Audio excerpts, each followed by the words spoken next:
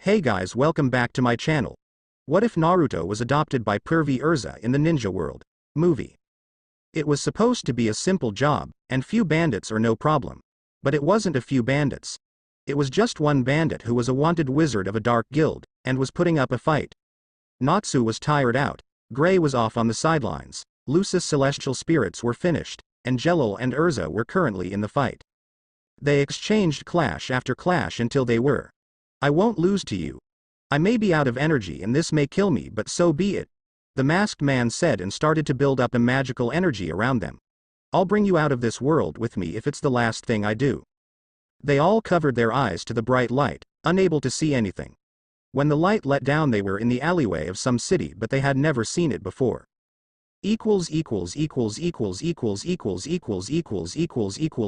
Konoha shopping district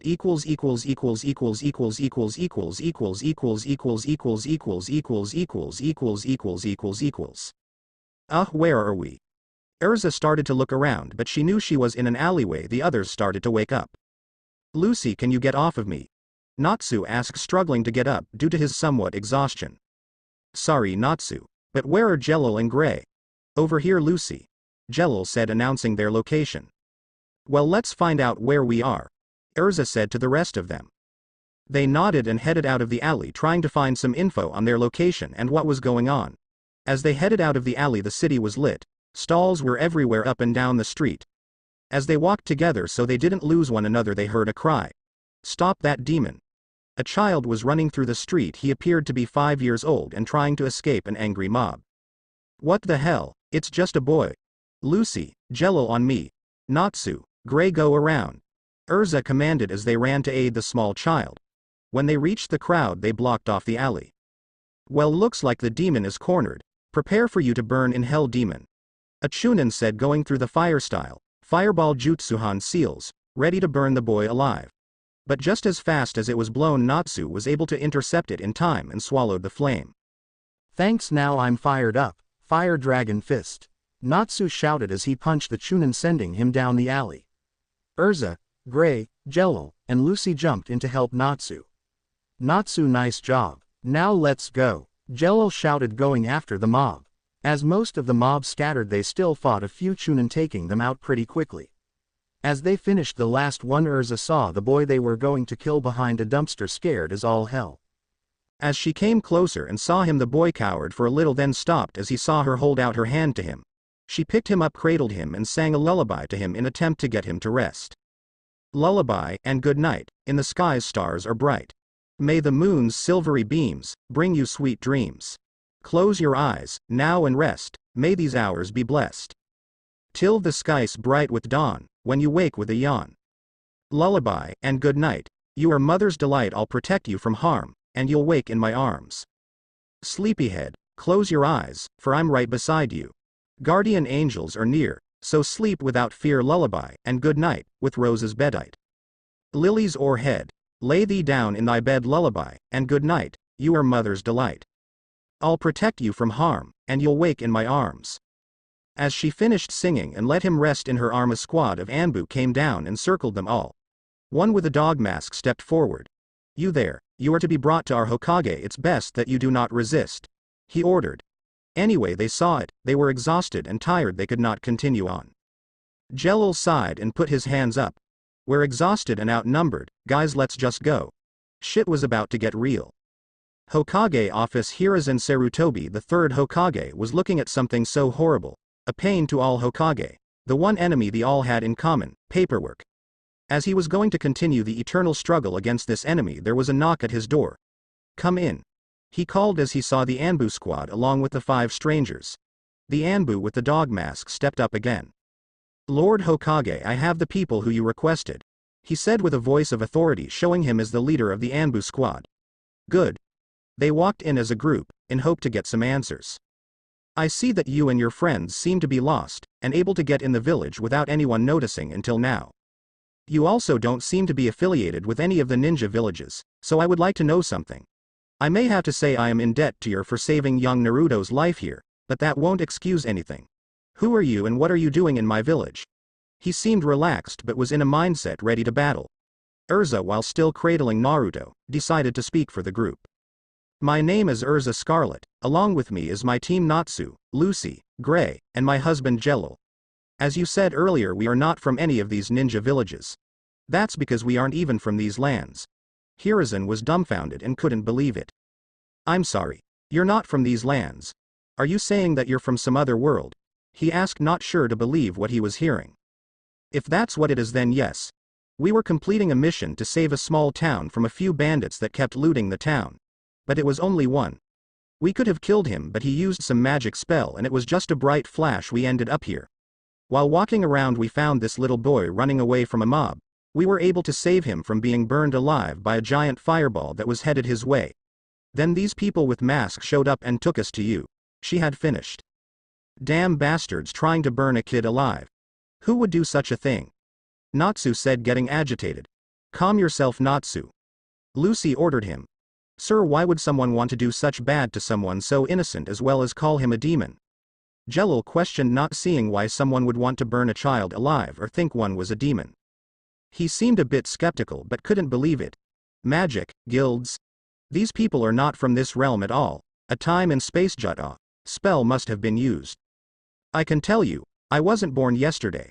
So this joke about other worlds and magic is fooling nobody. However, I am open to believe this is a possibility, as there are means to transcend space and time in this world. So if you are who you say you are, then I guess you should have no trouble answering my questions. He said and waved his hand to the door, and 6 Anbu left the room, shocking the others who didn't know they were there. He put up a silence seal and gestured them all forward. Everyone take a piece of paper and put it on your chest, he said as they followed his instructions. I will give you all a single chance. If you wrong me, you will pay. Erza sighed and stepped forward. I will answer first, she said with confidence. He nodded off to her. What were you doing before you came here? We accepted a mission to clear out bandits. It was a single man who was very powerful and used magic that took the 5 of us to combat. No sign on the tag. What were your intentions of saving Naruto? He was a small child. Anyone who dares call a child a demon and threatens their life is worse than a demon. Still no sign. What do you intend to do after we finish here? Find a way back to our home world. Hiruzen sighed. She was telling the truth, or they would have seen what would happen. How can I know? I can trust you to not let out my village secrets and keep this to yourselves. This was the tripwire. He's just a child. His parents should have kept him safe. He should not have to endure this pain and suffering. At this point we should all help little Naruto here. Nothing. He looked at them with dead eyes. This is the most important secret in my village. It has a law forbidding anyone but myself or the boy from talking about this, punishable by death. What's a reason I should divulge any information about this child to you? Erza sighed and looked deep in her heart for her honest-to-God answer. As she closed her eyes and took a deep breath in, all of a sudden she had a flash of her holding Naruto happily in her arms, smiling. I don't have one, but I can't leave him here. With all due respect, sir, I can't leave this boy here fearing that he might be attacked again. Maybe even worse, she shouted out of desperation. She knew something had to be done. What do you know about the current realm you are in, and if you leave, what will you do with this information? He asked, sending out waves of killer intent. He wanted to trust them. He wanted to get Naruto to safety. He desperately wanted them to tell the truth. He did as much as he could because of the civilian council. It killed him inside. Just please tell me the truth. All he wanted was Naruto somewhere safe. We plan on trying to return to our home world if there are no more complications. There was no response. This act made Sarutobi extremely happy. I guess I must explain. That boy you have is Naruto Uzumaki. He is the holder or Jinchuriku of the 9-tailed fox. A demon that attacked our village 5 years ago today. He was used as the vessel for the demon because it needed to be sealed in a newborn, or the sacrifice to seal it would have been useless. He was supposed to be seen as a hero, but the villagers see him as the demon in a human form and hurt him to get to the demon. But they can't hurt the demon, only the child. The only reason he's still alive is because of the fox's healing ability. His father died by sacrificing his life to seal the fox, and his mother died from childbirth and the strain of losing the fox because she was the last Jinchuriku. He was given his mother's last name to protect him from the enemies of his father. But I guess that doesn't save him from the internal crisis, unfortunately. So I took the title of Hokage again, but since what you say is true, there may be a way to get you back to your homeland. Hiruzen got up from his chair and grabbed the scroll of sealing and opened it slightly. As he was looking through the scroll for a certain jutsu, Erza looked in the sleeping bundle in her arms and then looked at Jello. He read it on her face and knew what she wanted to do. With a simple nod she was all clear. Lord Hokage, my husband and I would like to adopt Naruto, she said, trying to get him to agree. You would now? As much as the council would be on my back and the paperwork would be on my desk, I will allow it. It's probably for the best if anything. I can make sure that everything will be taken care of, but let's wait for him to wake up, as well as I need to get the adoption papers. He went to a file cabinet and grabbed the papers. Please also tell me more about where you're from. We are from a realm called Earthland and live in the Kingdom of Fury. There we have things called magic guilds, which there are 12 of. Our source of power is magic, the physical embodiment of the soul.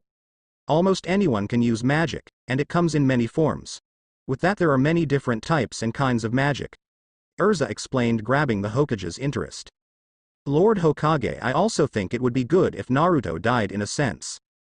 Jello chimed in. Erza and Hiruzen looked at him confused and like he was crazy until he went to defend his point. The last mob was unsuccessful because they didn't kill him. So if he just went missing it wouldn't make sense. So what if we stage a fake death and make it appear like he died? No one would know. Even though it seemed like a hard task, he could have it happen. Jello was right. If Naruto could stage a fake death, then he would be able to leave without worry.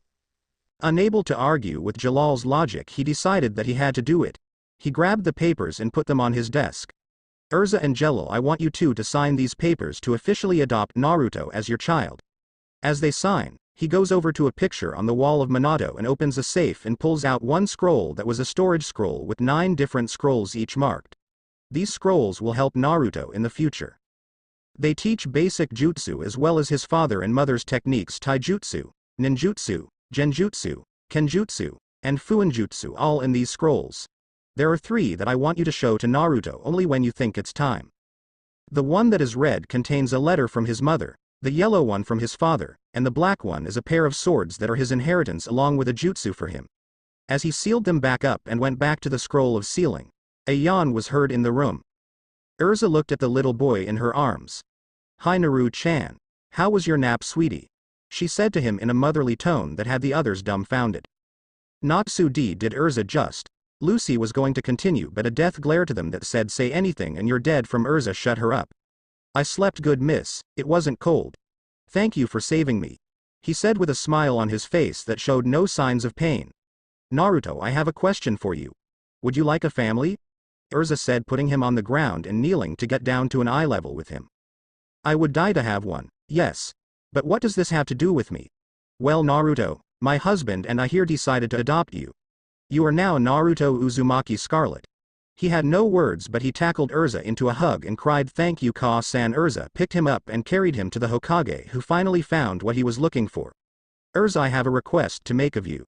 She looked at Hiruzen with interest. In 7 years' time I want you to come back with Naruto so he can become a ninja of this village, so he may graduate with his class, he said with a smile, knowing he would want to come back. Sure, Lord Hokage. Thank you. He handed them the storage scroll and then ran through hand signs. Ninja art. Dimensional rift. As he finished the jutsu, a portal to their world opened up. You also have the seals for the dimensional rift to come back here when it's time. Goodbye Erza and Naruto, take care. Goodbye old man. They stepped through the portal one by one. As Erza was going with Naruto, she looked at Hiruzen for the last time in 7 years. Equals equals equals equals equals equals equals equals Fury equals equals equals equals equals equals equals equals equals equals. They were home, and now they had Naruto with them. What is this place, Mom? He asked, unfamiliar with the area.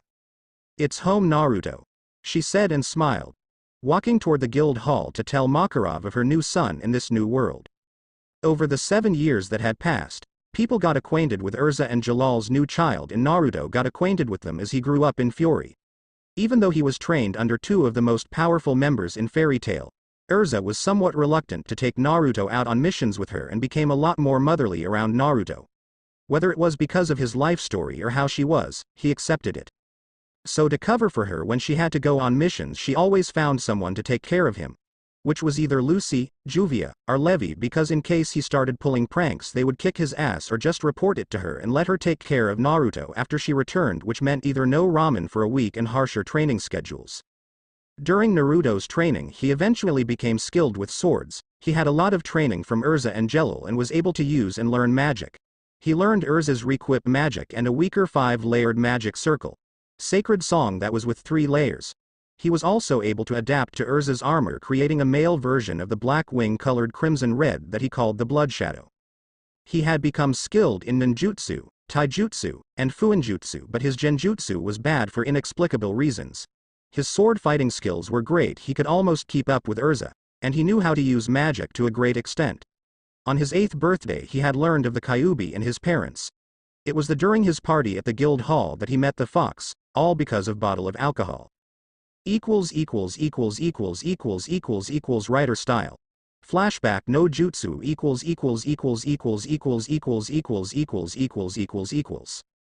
It was Naruto's birthday 8th and in the guild hall, and it was a feast. There was table upon table filled with food and everyone was having a blast, and there was a really big cake that had minifigurines of Naruto, Jelil and Erza on them, and big enough to feed all the members of Fairy Tail, and took a table and a half by itself. As the night went on, Kana came to Naruto's table and put a bottle down. So Naruto, since it's your 8th birthday here and you have already started training, I'm going to train you in my favorite type of training, drinking.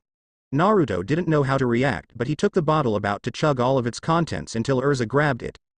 Oh hell no, does Kami know what would happen if we had a drunk Naruto? If Naruto gets drunk, not even Jalal's magic could stop him unless we bound him.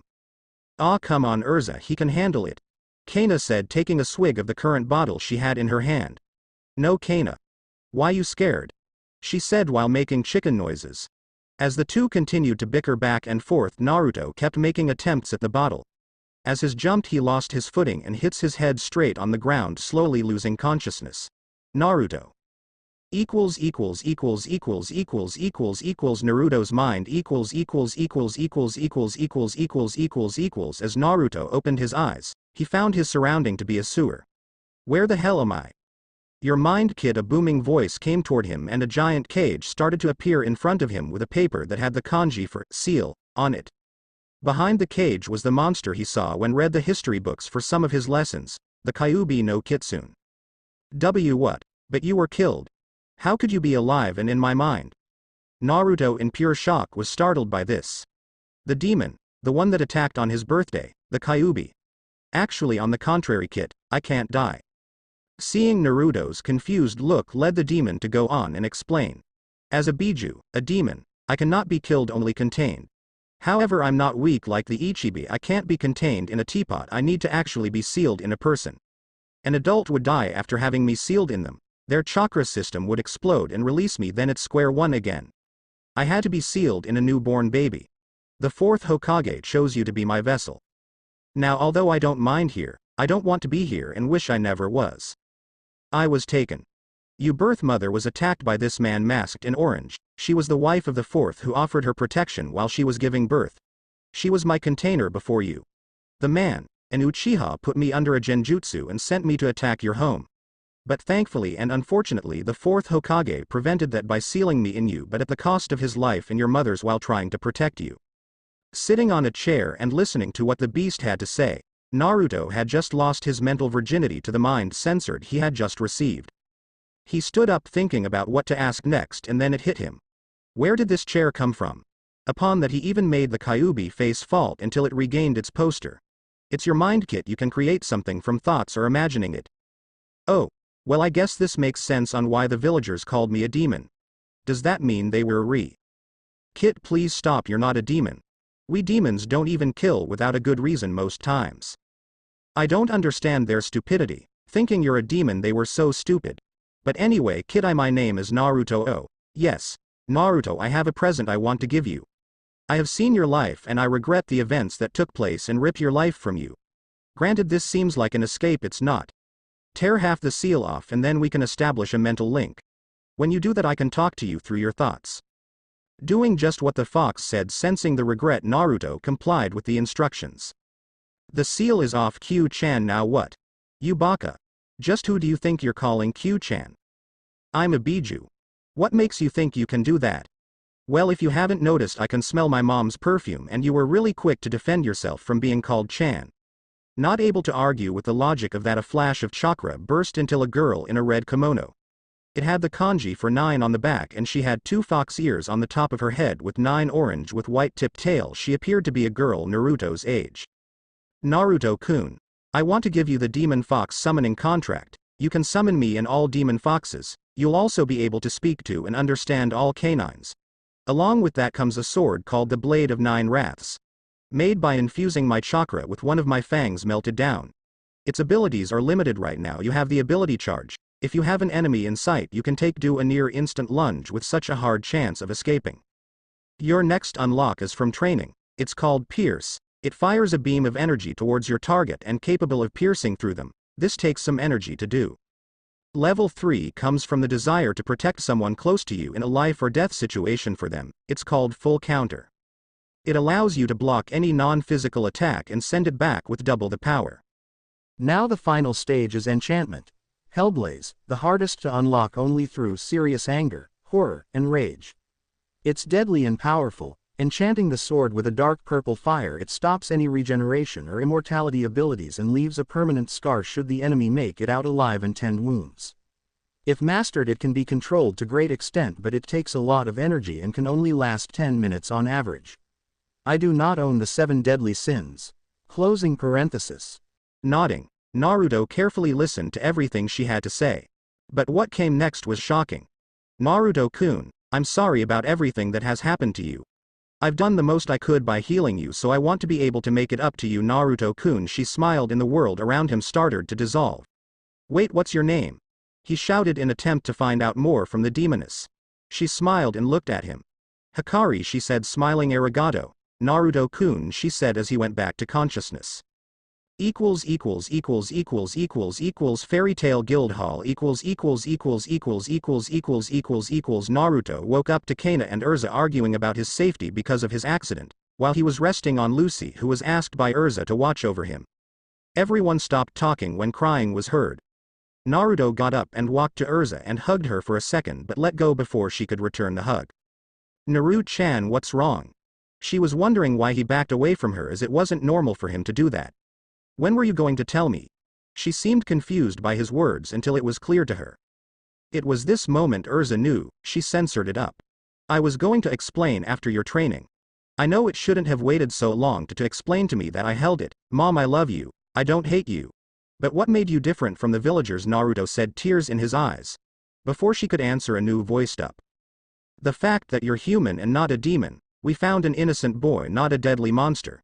There's a difference, Naruto, and we saw it clearly in you. It was Jello coming over to hug the boy and bring the family together to close the moment. It left the rest confused, but one day, they'd know.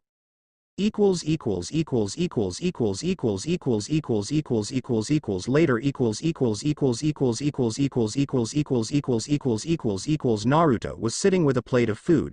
Some of the fairy tale members went home, or like Mako took the ones who were drunk home, also taking Romeo and Wendy home. It was getting late, so it was dying down. Naruto was currently chatting with Hikari through mental link. Do you think I could get you out of the seal? If I summon you as the boss using a shadow clone and make it with your chakra and soul seal, would it work? Try it, Naruto-kun, I think that should work, and if it doesn't we can try again. Following the orders given to him, Naruto went through with the summoning and shadow clone in one go, making a lot of smoke and getting other members ready for a fight. But out of the smoke came Hikari and she hugged Naruto, thanking him for everything. Excuse me, but you have a of explaining to do. It was a very pissed Erza and explanations were in order.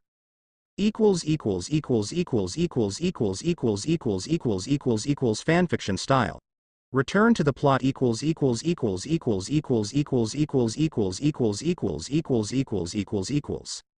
Ever since then the two were always together. The two were a great team and were practically unstoppable together. They both had the stealth, speed and strategy to make the perfect traps. They also had the best jutsu combinations. Hikari had a fire affinity and knew earth and wind spells, while Naruto had wind affinity and knew fire and water spells. Some were fairly weak alone, but with their jutsu it packed a punch. They also knew a few defensive spells which were mainly quick reaction while slowly trying to build up their spell knowledge. They had also both used the books from Minato's studies on his jutsu. As a result, they had learned the Rasengan and Flying Thunder God technique but barely used it unless needed.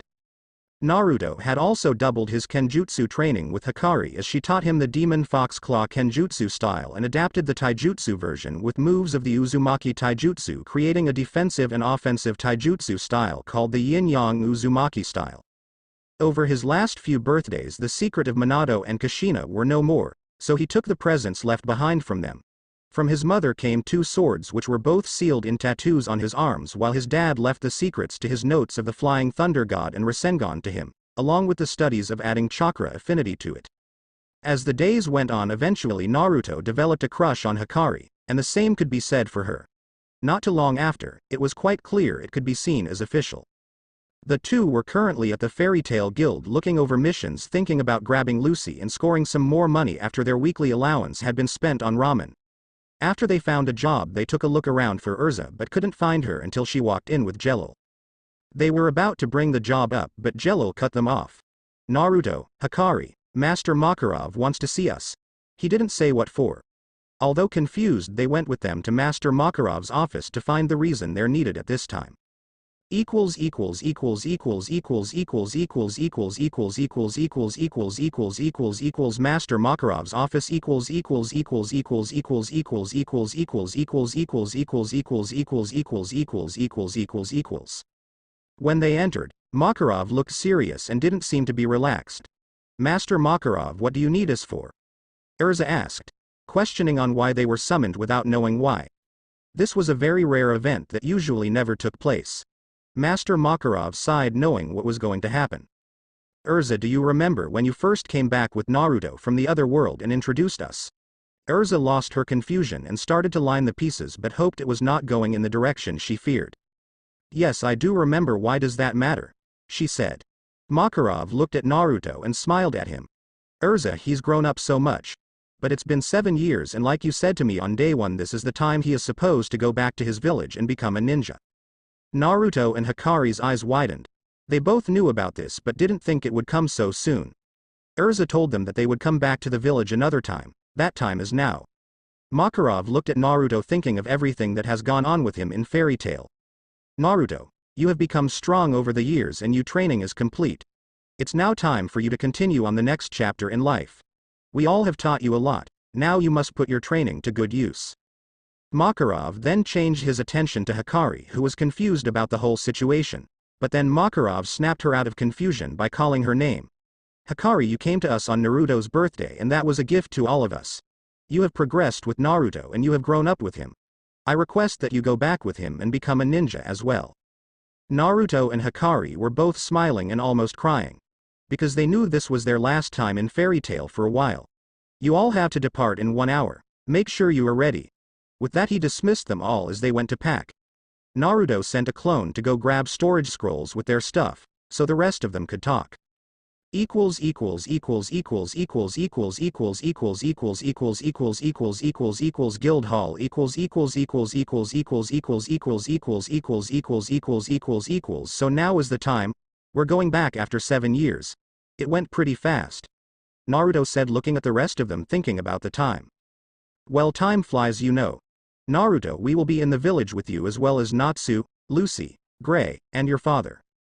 You'll become a great ninja," Erza said to Naruto for reassurance. She then gave her attention to Hikari.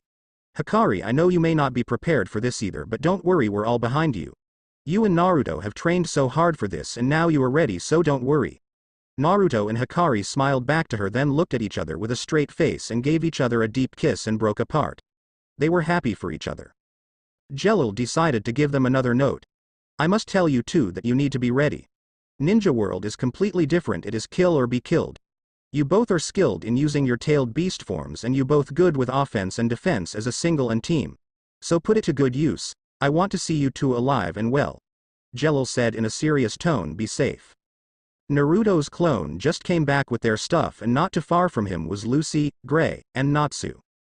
The clone handed Naruto 4 scrolls and then dispelled. They said goodbye to their fellow guild members, and as they gathered around to see them off, Naruto gave a speech. "This isn't the end, we'll come back. It's funny, I learned don't say goodbye, because as long as I don't say goodbye I never left, I'm just not here right now." Naruto stood by Hikari and they went through the signs for the dimensional rift jutsu, opening a portal to a training ground by Konoha. As they walked through they entered the ninja world. Konoha's training grounds. The four came through the portal and as they came out it closed. They looked around and saw the walls. Wow, really close, how lucky. Let's go before Anbu find us. They nodded and started to head toward the village. Unknown to them a black-haired Jonin was traveling their way, taking cover as they approached. Feeling 2 chakra signatures she saw the four and ran to tell someone. Hokage's office. Hiruzen Sarutobi was currently working on his paperwork until he was disturbed by a knock on the door. Come in. Lord Hokage, I have a report. I noticed 4 people coming toward the village but there were only 2 chakra signatures among the group. I couldn't tell if it belonged to the older ones or the younger ones of the group. From what I could tell there was 1 man and woman and 2 kids, but the 2 chakras that I felt were through the roof. Hiruzen was skeptical on this. How could you have 4 people and 2 chakra signatures? The older of the group would have known to hide their chakra. If the younger 2 didn't hide their chakra it couldn't be so big, could it? He then realized what it was. Kurenai, can you tell me what they looked like? He responded, curious about the group, to confirm his suspicions of what he had in mind. Well, 1 woman had long hair and armor I've never seen before with weird red symbol on the left side. There was a man who looked like he had a dark blue cloak and his face was covered with a mask. He also had some staffs on his back. The younger girl had red hair with yellow highlights and she was wearing a black outfit with a sword on the back, and the other one, a boy, had blonde hair and a black trench coat with red at the bottom like flames and had the kanji 9 with a fox under it. He was baffled and ran to a calendar to see the date marked with 7 tallies. Anbu, go with Kurenai and find the group and bring them to me now. Be non-hostile and do not engage in combat. Kurenai, lead them to where you think they might be. That's an order. Kurenai, confused and not knowing what was so important, ran for the door. Meet at the west gate. Then she was off. With the others not too far. I can see the gate. As they got en route with the gate they were stopped by a kunai passing their track, making them come to a stop and look at their surroundings to find the Anbu and Kurenai come out. Kurenai stepped forward. You are on Konoha territory. Stop here and come peacefully with me to the Hokage. They stopped for a second before Jello got curious. Who's the current Hokage? The 3rd Hokage, Hiruzen Sarutobi. They all sighed. We were on our way there. One of them sighed. Let's just go there, Naruto, he's expecting us. They decided to follow the Anbu squad to the tower to get to the Hokage faster, wanting to get done with this as soon as possible. Rushing back to the Hokage tower, the Anbu look at each other thinking how the one in the blue called the kid Naruto. Could he actually be back?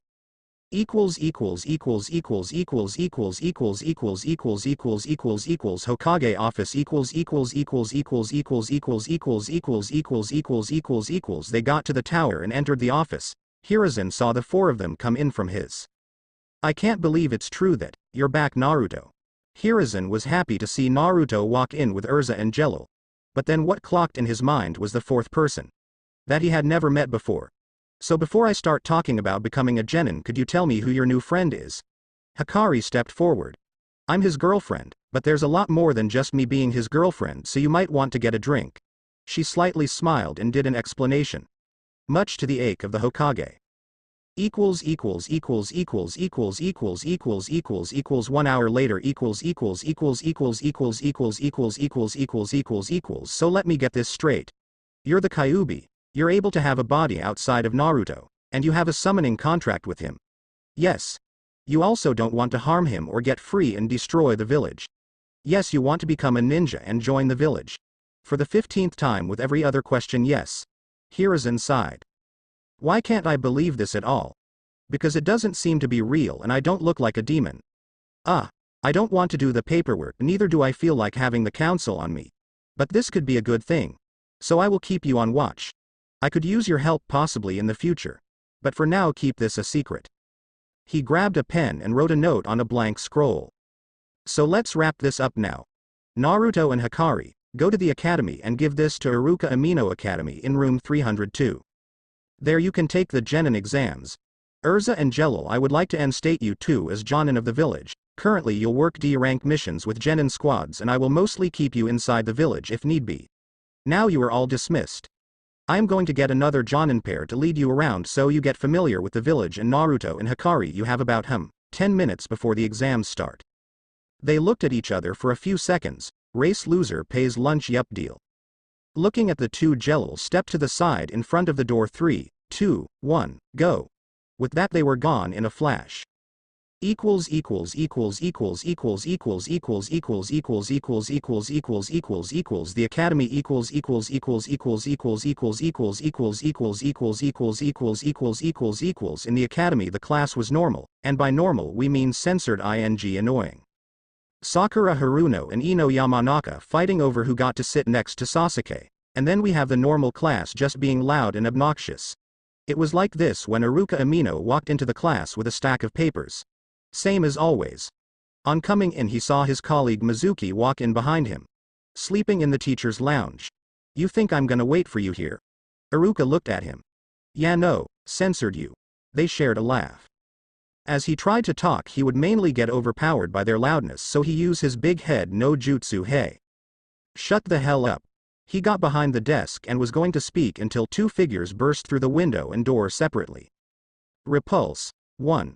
Was the only thing shouted as one was smashed back into the hallway. Ow. That hurt you cheater. Oh, and Iruka-sensei, here take this, he the one from the hallway called and handed him the scroll as him the scroll, glaring at Hikari who was looking ever so innocent. Iruka went through reading it. Class, this Hikari and Naruto Uzumaki. They are here to join us for the exams today. Now there are 3 parts, written portion, taijutsu and throwing, and then ninjutsu. The written part is starting. Any questions? Sakura raised her hand. Sensei, why do they have to only start now? We had to do all 4 years, because they have a note from the Hokage with the official Hokage seal. So now we'll start. Naruto and Hikari, go take a seat by Hinata and Shino. You all have 30 minutes to take it and it will be scored on how much you get through and how much you get right. Now everyone, shut the hell up. As he shut the class up he handed out the test. It was completely silent and it took all 30 minutes for people to finish. Before they started, Naruto and Hikari looked at their papers and noticed a genjutsu. Dispelling it, they say Mizuki's scowl. Now that everyone is done, we will go to the academy training ground for the throwing and taijutsu part. You will all receive 5 kunai and 5 shuriken and you have to land as much as you can. Equals equals equals equals equals equals equals equals equals equals equals equals equals academy. Outside, equals equals equals equals equals equals equals equals equals equals equals equals equals as one by one they went and threw their shuriken. Most people threw landed pretty low scores, most of the girls failing all of them due to lack of training and trying to impress Sasuke, who scored a 7 out of 10. Naruto and Hikari were relaxing on the sidelines talking to Hinata and Shino, who were in their eyes some really cool people. Along with Shikamaru Nara and Choji Akamichi, the heir to the Nara and Akamichi clan. They came after they were called. They all were relaxed until Naruto got called up after Sasuke. He picked up the kunai and got ready. You can start, Naruto. On that mark Naruto threw 4 kunai and landed in random spots on the chest of the dummy. Then he threw 5 shuriken dead center. To other students he just threw 4 in spots that didn't have any markings at all, making the class laugh at him. Sasuke threw the first stone. Way to hit, nothing, loser. You're supposed to hit the target, not miss it. I'm surprised how you landed the shuriken. With his fangirls behind him applauding his coolness, it was all fun and games until Iruka was shocked. Naruto H, how did you do that? That just broke record of this portion by 15 points, which was previously held by Itachi Uchiha with 7. The class was in awe and Sasuke was furious at this because someone beat Itachi and it wasn't him. Sensei, I still have 1 more kunai. Naruto said, lifting it up for Iruka to see, and he nodded, throwing straight through the dummy's neck. It seemed he missed. He smirked and snapped his fingers, then it blew into pieces, leaving everyone shocked. Sensei, he cheated, there's no way he could have done that and not Sasuke. Sakura screamed with the whole SFC, Sasuke fan club, who were all in protest. Sakura, there are spots on the body that we don't mark. Those are vitals in the body. To take a kunai or shuriken there you would definitely die. That's why we don't mark them, because they're bonus spots that can increase a person's score. Mainly that was marked for people who planned on being an Anbu or medic nin. They were all protesting until it was silent. Sakura was met with a throwing knife implanted in a tree that was right behind her. She was frozen and didn't move. Do you know how to talk without bursting my eardrums? If you didn't know, this is a ninja academy. Being loud like this will get you and your Sasuke killed on any mission. He threw another knife and re-equipped the first one he had thrown into his hand. He was about to throw it again, but then his arm was stopped by Hikari, who looked at him and her eyes were red and pupils slit like a fox's. Stop. Besides, you're letting it leak, and that's the last thing we need. It leaks to both of us, so we'll both face transformation. Low profile, remember. She whispered to him in a hushed tone. He chuckled and let the knives go away. Iruka just coughed and got the attention of the class. Okay, now the taijutsu portion. You will all one by one go and face Mizuki and must land one hit in 3 minutes. As they went on, most students did decent by finishing within a range of 2 minutes 30 seconds to 3 minutes. Sasuke finished in 1 minute 30 seconds, Hikari with 1 minute 10 seconds and Naruto with 1 minute. After the break, Iruka announced lunchtime for the class and that they had 1 hour before they had to return to class. So guys, want to go get some ramen? Hikari asked the group. Hinata and Shino gave a nod and Shikamaru sighed while calling it troublesome. Hikari, you'll really make me pay for all of that. You lost the bet, Naruto, sewn up. She said and kissed Naruto on the lips. 3 bowls max. As their group was walking away, there was a call towards one of them. Hey loser, you think if you're so good, come and fight me. No doubt about it. Sasuke stood at the sparring ring waiting to fight Naruto. Uchiha, I have no time for you. If you don't see, my girlfriend, our friends, and I are going out for lunch. Now if you would please leave us alone. Also, I can't fight you, Uchiha, I have to pay for some ramen, so I wouldn't be able to get you that kind of ass whoop you're asking for. Naruto said as some gathered around from the streets and academy teachers to see a fight go on. I said fight me. Naruto turned around with a glare in his eyes after noticing a kunai landed behind him. You want it that way, so be it. Just know, I gave you an out. He walked into the ring ready for a fight. First one of the ring loses. No conceding. As it got silent for a minute, Sasuke ran at Naruto, rushing him directly. Throwing a low kick followed by a punch to the stomach. Seeing the attack, Naruto jumped over the kick, planting his feet on Sasuke's chest and using him to push off. Naruto walked towards the other side of the ring. As he turned around, he heard chuckling. I'm only getting warmed up. Going for another rush, Sasuke threw every strike and punch he could. Going for a high kick followed by kickflip, went for an attack towards Naruto's face to be stopped by Naruto grabbing his other leg and throwing him out of the ring. Weak. Now leave us alone so I can go get some ramen. He was walking away, he heard Sasuke behind him, get back here. No, this made Sasuke furious. He got up and ran through hand signs. Fire style. Fireball jutsu. As the fireball was gaining speed, Naruto did a quick spin and slammed his hands on the ground, creating a gold magic circle. Great Barrier. 2. A glowing barrier rose up over Naruto, taking the attack, leaving everyone in awe except for Hikari, who knew about this power. When the wall went down, Iruka came out to see the commotion. What the hell is going on? Well, Iruka-sensei, if you must know, the Uchiha made me fight him. I won and then he launched fireball at me. Naruto said out of irritation because of the Uchiha. Sensei, he's lying. He just attacked Sasuke-kun because he was practicing for the next part. Sakura screamed back at Iruka, who ignored her because he could tell she was lying, knowing that it was only a jutsu portion. I'm not going to have this happen on my time, so let's finish so I don't have to deal with the paperwork shit. The class started groaning in irritation for having pack up their lunch and finish the exams instead of eating. Inside academy. If anyone knows any jutsu or has a bloodline unlocked already, please come forward. On that cue, Sasuke, Hinata, Shikamaru, Ino, Naruto, and Hikari come forward. One by one they did their jutsu. Ino used her mind transfer on Iruka, making him dance like a monkey. Shikamaru used shadow possession and controlled his movements. Hinata showed off her Byakugan and asked him about the ICHA copy planted in his desk, to his response being confusion and shock. Sasuke did a small fireball. Hikari ran through hand signs and called something no one had ever heard. Fire style. Dance of the fox. Slamming her hands on the ground, sparks started forming. They formed a fox that swerved around the room and jumped, attacking a desk, blowing up but doing no damage to anything around it. Naruto did the most confusing thing and walked in the room. Literally, a shadow clone had brought ramen for him and Hikari, that's it. Just a shadow clone. Since the Uchiha had me fight him, I sent a shadow clone to get my lunch as we started. he explained, leaving a sweat drop around the room. Okay, now everyone, we'll call you one by one to come to the next room and you'll be examined. You need to do a substitution, a henge, and clone. When you pass, just grab a headband on the way out, but come back for the awards. Names were called and people came in and came out. One by one they got their headbands, but then some also failed.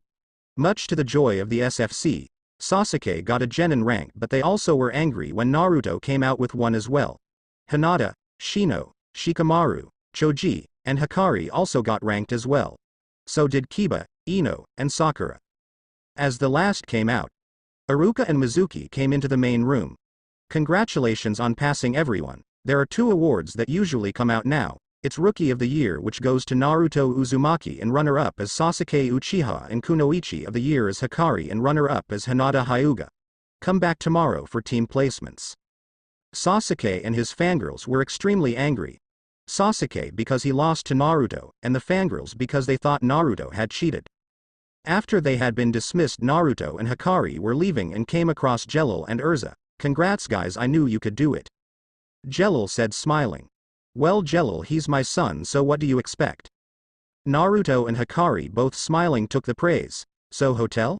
Hikari looked up questioning. No, Hiruzen gave us a scroll with directions to the Namikaze estate. Naruto, it rightfully belongs to you since you're the only one left. Your mother and I already set up inside. We mainly just got groceries and so on with the money the Hokage gave us since we can't pay using Jewel. Naruto's face was brightly lit, knowing that he would finally get to see a piece of something that his parents left behind for him. Leaving the school's main area, they were about to head to the compound when they were stopped by a cat-masked Anbu. Naruto-san, the council would like to see you. Damn it, you go. Why now? Couldn't they do it some other time? Stumbled a little on how Naruto was able to tell it was her. She shook from her thoughts and kept face. I don't make meetings, I just grab the people called for. Sorry, Naruto, sighing and looking towards the tower. Naruto let loose. Well, looks like we have errands to run first, so let's go. Underscore, you need to listen, this underscore takes underscore, yes underscore, you have my attention. It's called underscore underscore and it's a underscore underscore, how does it work? Chaos was a complete understatement, anarchy was a better word. The civilian and ninja councils were currently in the middle of a heated argument. The civilian side consisted of wealthy civilians who ran some bigger businesses in the city. The ninja side consisted of all the clan heads of the village. Inochi Yamanaka, Choza Akamichi, Shikaku Nara, Sume Inuzuka, Hiyashi Hyuga, and Shibi Aburame. While a majority were fighting, Shikaku was sleeping. This, however, until the Hokage walked in and took a seat. Standing next to him were Kotaru and Homura along with Danzo. He shouldn't be allowed to pass. He didn't even spend 1 year in the academy, only 1 day. Screeched a civilian on the council that coincidentally had pink hair. Contrary to popular belief, Sakura's mom is blonde in canon. Maybe that's because he's had private training. He's the best out there. Both sides were in a riot until the Hokage spoke up. Quiet. Shutting up the whole council room. They looked at the reason they were there. Standing in the middle of the chambers was Naruto Uzumaki. With him was Erza, Jelil, and Hikari. Naruto Uzumaki, you are being charged with assault on the Uchiha clan heir. How do you plead? Shouted another civilian. Innocent, he attacked after losing a fight to me. Also, I think that the old man had summoned me for something else. He responded with a smirk, knowing that the civilian couldn't get to him. He was pretty confident until Erza smacked him on the back of the head. Have respect when you talk about the Hokage, young man, or you're grounded. Ehem clearing his throat, he got the attention of the room. Naruto, Hikari. Since you two have abilities that only your parents are able to teach, we will have you two placed with 2 team leaders. One will be a Jonin and the other Jelil or Erza. Also work on keeping those powers under control as well. Hiruzen said, knowing that Naruto could tell wasn't just talking about magic but also the Kyuubi powers. Sure, can do. Now what's the real reason you've called us? I can figure out that we were going to have one of them on our team. They're the only ones who can teach us magic. Naruto said casually until he realized that he would regret this decision. Magic? Can you show us what you mean by that? Homura asked, knowing they could use this to aid the village, although going to have the Uchiha learn it. Yeah, I can show you. Well? Aren't you going to show us, boy? Shouted a civilian councilman. No, I can show you but never said I will show you. Naruto smirked as he could see the civilian council was getting quite riled up from his mocking. You better show us or we'll have you put in jail, you demo. The civilian would have continued but was stopped with in a way that shook some of the ninja council. At first you think it would be the Hokage or maybe Naruto, but it was actually Erza, who was giving off a dark aura that had Sarutobi behind his seat as well. Finish that sentence and I'll make you regret your choice. I know about Hokage-sama's law, which is still in full effect. You mess with my baby, you mess with me, she said with a longsword re-equipped inches away from his throat, ready for a slash.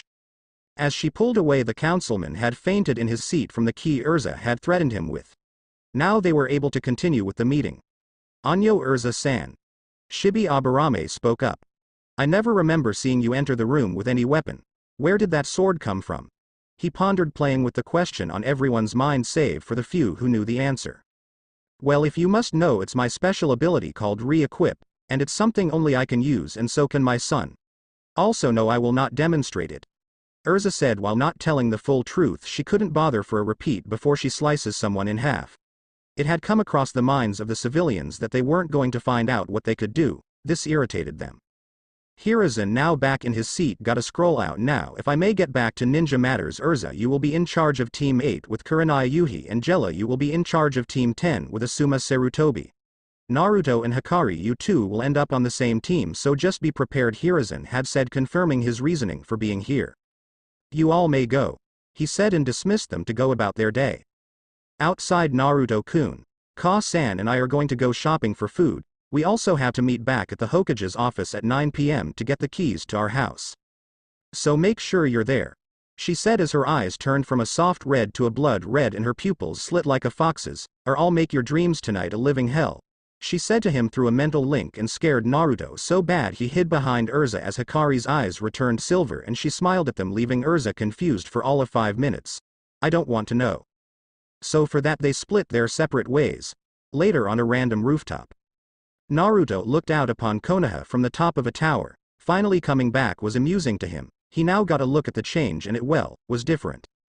While looking about the city, he saw a figure hop from rooftop to rooftop with a large scroll and knew that meant trouble. Running through hand signs, he called out Kachiyose no Jutsu, a small blue fox with 2 tails sporting a white tip, and a small headband that had the picture of a ramen bowl came from a small poof of smoke. Hiya Naruto-sama, how may I help you? The fox asked graciously with its tails twirling and looking ready to pounce playfully.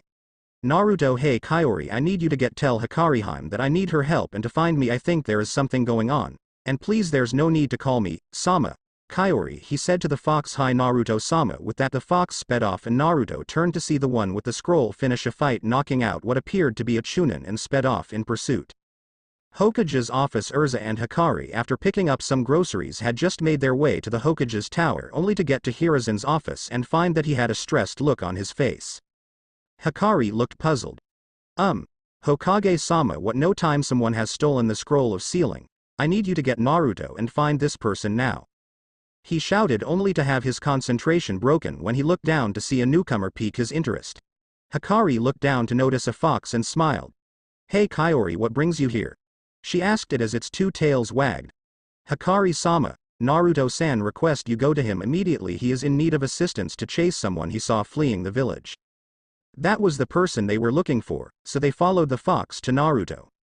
With Naruto, Naruto saw the person to be Mizuki. Stop at a shack in the woods. They're late. Damn, Cloud Nin can't show up to anything on time. Naruto's eyes widened when he heard Mizuki mention the hidden cloud. He knew that Mizuki had the scroll of sealing when he stopped, but didn't know he would be going with the hidden cloud. Mizuki, I'm afraid I can't let that happen, Naruto said, jumping down, confronting him in the clearing. Oh look, the demon brat decided to show its face. Do you really think that it's possible for you to beat me when you just became a genin? Mizuki gloated and was ready for an easy fight. Naruto smirked and got an idea. Mizuki-sensei, what do you mean demon? He said, hoping Mizuki was dumb enough to fall for his trap. Oh Naruto, they never told you. It's a shame. But the Kyuubi was never killed, it was sealed inside a child that was born that day. You Naruto. You are the Kyuubi. Naruto smirked. Dumbass, and jumped over a Fuma shuriken thrown at him. Mizuki, let me tell you 2 useful pieces of information. 1. I already know of the Kyuubi, so that's nothing new. 2. You broke the third's law, punishable by death. Shadow Clone Jutsu 4 Naruto clones appeared rushing at Mizuki, the real one staying back. Mizuki had substituted with one of the clones and pushed off one of the nearby clones and landed a surprise punch to Naruto straight in the face, knocking him back into a tree, leaving Naruto drained. What the hell was that? Mizuki chuckled. I wasn't sure if this would work, but it does. My gloves are custom made. You never were in class, so let me give you a lesson. Kisame Hoshigaki has the Samahata. His sword lets him absorb and use chakra from people he cuts. My gloves absorb chakra and redirect it at my target. Mizuki said, monologuing as Naruto smirked. What's so funny about your death, you demon? Mizuki shouted as he picked Naruto up. Well, you're about to be blown away by the reason. Naruto laughed as he popped into smoke, leaving a log with a tag. A shadow clone. Mizuki noticed the log, but it was too late, son of a. A paper bomb attached blew Mizuki away and he was kicked back by Naruto into the ground. Gloves my ass. I'm going to beat your ass, Mizuki, take you to Anbuti and then let them do whatever they want. He said, kicking Mizuki in the balls. 5 minutes later, Mizuki was badly beaten at this point and was taken by Anbu to T&I. Once the Hokage got there with Erza and Hikari, they checked up with Naruto. He mentioned meeting with Cloud for the scroll. I guess they didn't show. Naruto said, giving extra information that he heard from Mizuki. Thank you, Naruto. You will receive pay for an A-rank mission. Hiruzen sighed and lit his pipe with a small fire jutsu. Also, your home is by the woods at the top of the Hokage monument. You might want to take a look there, and in order to get there you'll need this. He handed him a tri-pronged kunai and smiled, but then regained a serious face. Just be ready for anything. It might hurt a bit to be there, Naruto. Hiruzen said as he did a basic shunshin and disappeared. Well, Naru-chan, let's go check out the house. Erza said as she walked up to Naruto, giving him a hug. Maybe I might just make my special ramen for you completing your first A-rank mission as a genin. She said, smiling. Sure thing, Ka-san, let's ow. What the hell? Naruto was mid-sentence as he saw the blue fox bite his leg, but lightly. Naruto-san, aren't you forgetting something? The little fox said, wagging its tail. Alright, Kaori, but next time make yourself known in ways besides biting me. Naruto said as he pulled out a sealing scroll and unsealed a fish, throwing it for Kaori to catch in his mouth. Arigato, Naruto, he said and poofed into smoke. Now let's head out. Naruto said as they jumped from tree to tree, heading toward the top of the Hokage mansion.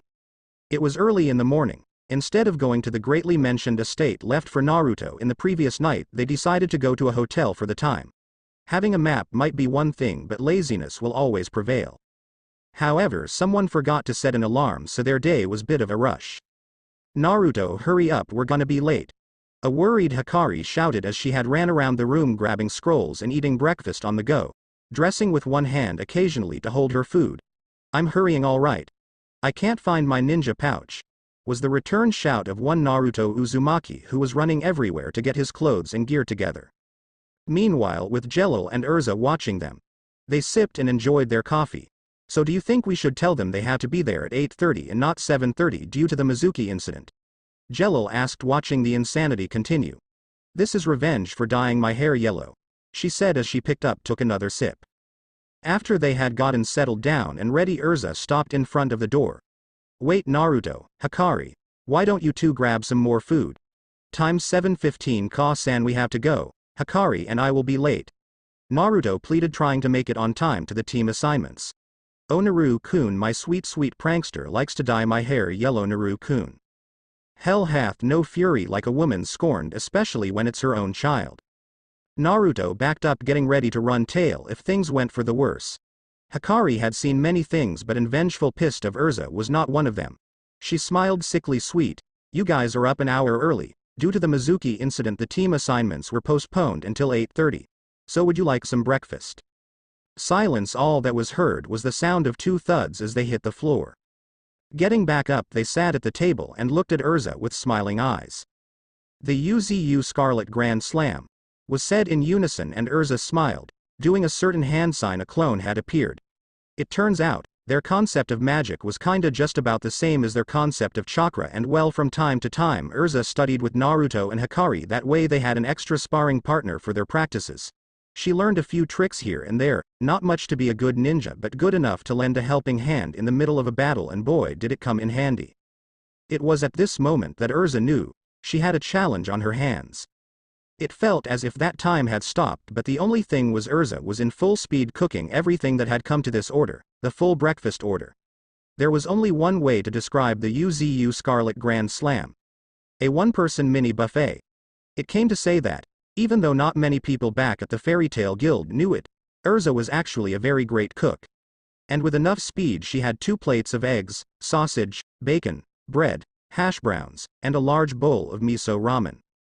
8:15 am Konoha streets. After stuffing their faces with food and saying goodbye, Naruto and Hikari headed off to the academy. As they took their leisurely stroll around the village on the quickest path to the academy, they saw Shikamaru and Choji walking to the same destination as well. So they walked and shared a few laughs. Choji talking about food and getting barbecue, Naruto and Hikari having playful jabs, and Shikamaru talking about how much of a drag it is to wake up so early. Konoha Ninja Academy. There was the normal academy routine. Sasuke brooding in his seat. Naruto and Hikari chilling with Shino, Hinata, Shikamaru, and Choji. Kiba was playing with Akamaru, and Sakura and Ino were fighting over who got to sat next to Sasuke. However, most of the unpleasantries stopped when Iruka-sensei had walked into the room. Letting out a sigh, he continued with his normal routine. Everyone be quiet. That got the attention of the room. Now I bet you're wondering why Mizuki-sensei isn't here. Well, due to some complications he can't join us today. So I'd like to congratulate all of you for him as well as for making it this far. Now I will announce your teams. The teams went on and the thoughts of students came around. I wonder what's best, barbecue or buffet? Naruto, do you think Jello will be on our team? I hope I get a team with Naruto-kun, could be, but then it might be Ka-san, A.N. They share a mental bond, but it's not always active. Remember, she's still technically sealed in Naruto.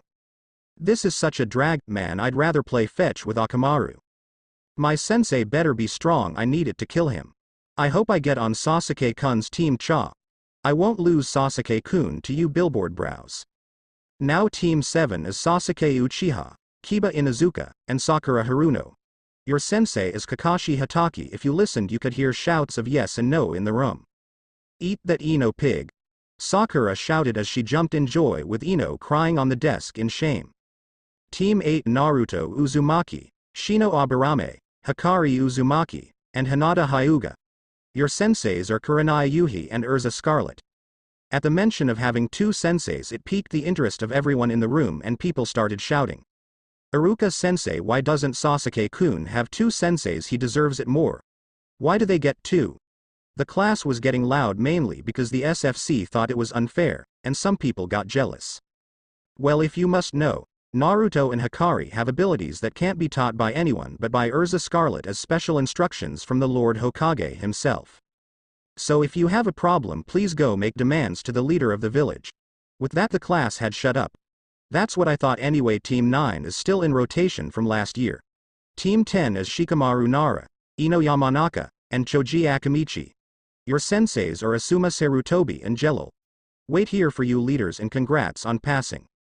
Iruka had walked out of the room and then one by one the teams started leaving. Team 10, come with us. One by one they got up and left off for their team meeting. And then it was back to waiting. Hey Dobi, what special moves do you know? Naruto looked up to see the reigning Konoha brooding champion. It said he could brood for a full week before he had to pee. Moves that aren't yours, Sasuke, and I won't teach them to you. Now leave me alone. He glared. Whatever, I don't need your dumb jutsu. Then walked back to his seat, and then the door opened up again. Erza in her Heart Knight armor followed by Kurenai. Team 8 to the rooftop. They said and went up together. The current members got up and walked upstairs to find their senseis sitting on the roof sharing some tea. Kurenai cleared her throat. Congratulations you four, for passing the genin exams. You are now official shinobi of the leaf. I would like to introduce myself and get to know you as well as your likes, dislikes and dreams. I'll start. My name is Kurenai Yuhi. I like sake, and spending time with my friend Anko. I dislike perverts. Not many dreams, but that's another story. Next. My name is Erza Scarlet. I like ramen, cooking, my husband Jello, my guild back at home, my son Naruto and his girlfriend who I consider my daughter Hikari. I also dislike perverts. Who's next? Anyo IW will go next. My name is Hinata Hyuga. I like cinnamon rolls and reading, and I dislike people who look down on others. My dream is to become a good clan leader and abolish my clan's branch system. Kurenai and Erza listened along for maybe something that can help them with training them, and they thought the same thing. I gotta fix that stutter. I'll go next. Then Naruto started. I'm Naruto Uzumaki. I like my family, training, Hikari, and playing music. I dislike perverts, arrogant people, and people who treat others like trash for things they can't control. My dream is to become the Hokage. That's my Naru-kun. I'm proud of you. Alright then Hikari, you're up. She smiled gladly. I'm Hikari Uzumaki. I like fish. Haha, she's a fox. I love Naruto, training, ramen, and having fun. My dislikes are rude and arrogant people, and I also hate perverts. I don't really have any dreams to think of. My name is Shino Aburame and I enjoy learning about my bugs, and learning more about new species of bugs. I also like winter melon and relaxing. I dislike people who are rude to bugs and simply kill them just because they exist. My dream is discover a new species of bugs and hopefully be able to add them to my collection to use on missions. As he finished, Kurenai took a minute to make a quick mental profile on all of her students, thinking about how she could make this next part really challenging for them. Well, that took long enough, but tomorrow meet at Training Ground 8 at 8 a.m. for your real exam. Kurenai had announced, waiting for the ever-fated question. But Kurenai's sensei, didn't we already pass the test? She looked at Hinata. The shy yet slightly confident girl didn't know. She cleared her throat and smiled. The academy exam is just a prelim test to see who will actually be worthy of becoming genin. The real test is to see who would make it in the ninja world. They looked up, realizing the challenge, knowing that they needed to pass. We won't send a child out to a battlefield, that's just inhumane. You all knew what you were getting into when you joined. Now we're testing you with full judgment. Erza spoke with full command in her voice, and approach stern but truthful. That's all we have for now, but tomorrow get ready. Your real training starts. At Training Ground 8 was the current genin of Squad 8 waiting for their senseis. Naruto and Hikari were sparring using Hinata as their referee, while Shino looked to be meditating. Making their moves one by one. Already hyped, they ran at each other. But before they could continue, Erza and Kurenai had showed up. Naruto sighed and looked over, walking towards them for a debrief. Today you guys start your real test. Erza and I will be protecting a red flags in the woods. You have until 10 a.m. to retrieve it, otherwise you all fail. Now any questions? Kurenai concluded. Hinata raised her hand. Kurenai sensei, can you really send us back to the academy? She sighed. Hinata, the genin exam was to weed those out who couldn't make it as genin. This is to show if you really need more training at the academy. Naruto looked at Erza and smiled until he noticed something on her heart crew's armor. The fairy tale guild symbol was on the wrong side. Anyo, Ka-san, I have a question. How will we know when time is up? Erza looked down and sighed. Naruto, please call me Erza sensei, and also we have a clock to time from start. He smirked and realized they never revealed a clock. That's nice. And one last thing. He re-equipped a sword to his side and took a stance. Why is your fairy tale mark on the opposite side? With a burst of speed he rushed and stabbed her straight through the chest. My mom would have been fast to counter. She then poofed into smoke, and Kurenai, what the others assumed to be another cage bunchen, dispelled itself. Naruto-kun, we need to split up. I'll go with Hinata. Hikari shouted, ready to take leave. He grabbed her, holding on. No, that might not work. Naruto stopped and thought for a minute. Shino, Hinata, and Hikari looked at him. Hikari, this is Erza sensei and Kurenai sensei, we could take strategy. She looked at him with a smirk. Alright, well, that was a cage bunchen, so they would have expected this. It's a test, right? So what could we do? Anyo, I see, could use my Byakugan to find them. Hinata chimed, and Shino also spoke up. I could use my bugs to drain their chakra. They all nodded, and Naruto and Hikari smirked. I think we have a plan. 9 a.m. with Kurenai and Erza well, I'll be.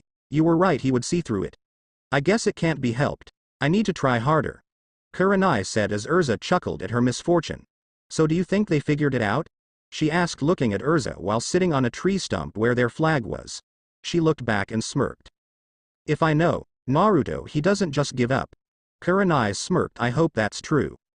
It was at this point that a rustle in some bushes were heard. Taking a defensive stance, Kurenai went over, only to be surprised by a small black fox. Oh, it's just this little cutie. Erza then looked at the fox again and realized what it was. Kurenai, no. However, Kurenai was already petting him on the head. She smiled as the fox yipped but then was shocked when it poofed into smoke. A summon. Naruto jumped out and made a dash for this flag before being stopped when Erza came in his path, knocking the wind right out of him with a fist to his himself. He jumped back and took a defensive stance. "Where are the others, Naruto?" Erza asked, pulling a sword. He smiled, re-equipping a standard katana, coming sometime soon. They stared each other down. Rushing Erza slashed at him. They parried. The tension was rising and Naruto was pressing against his sensei's force. He backed up before returning with a slash flurry against Erza before kicking her back. "Wait, where's Kurenai?" He looked around and was trapped in a net. "Thanks for stalling, Erza," she said, coming out of the nearby tree line, and as they smirked. "So what do you have to say, Naruto?" Kurenai asked, and he only laughed, giving them confusion. "It's 4-on-2. The fox is caged. Proceed stage 2. They turned around, and saw they were stuck in a box between the four of them. "Oh shit, we're censored." Naruto cut himself loose and took a stance next to Hikari, guarding Erza, and Kurenai was faced with Shino and Hinata, but then she dropped a bit. What is this? It was 9:30 and they were running out of time.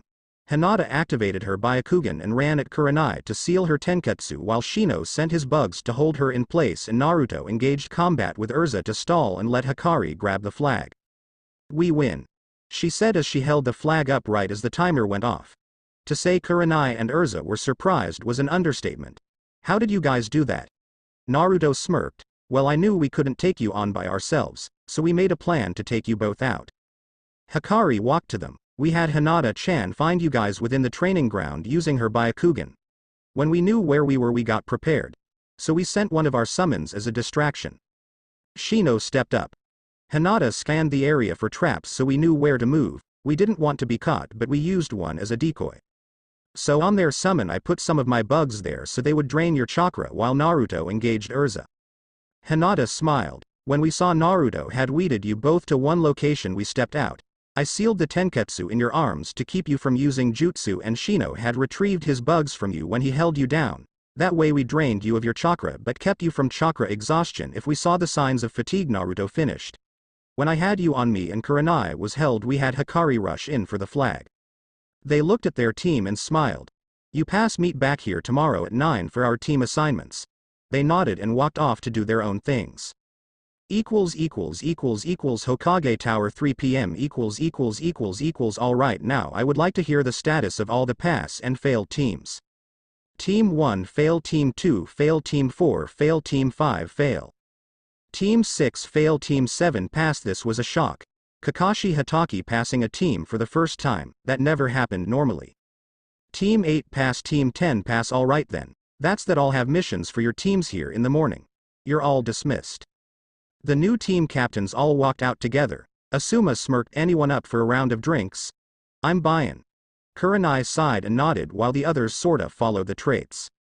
Akamichi Bar and Grill 4 p.m. Guys, I'm telling you, the look on her face was like shocked. It was the funniest thing. She didn't see us coming at all. Naruto laughed as he and his team along with Team 10 were eating in a VIP booth thanks to Choji's parents owning the place. "Naruto, did that really happen?" Choji said as he chowed down on some ribs that were on the table.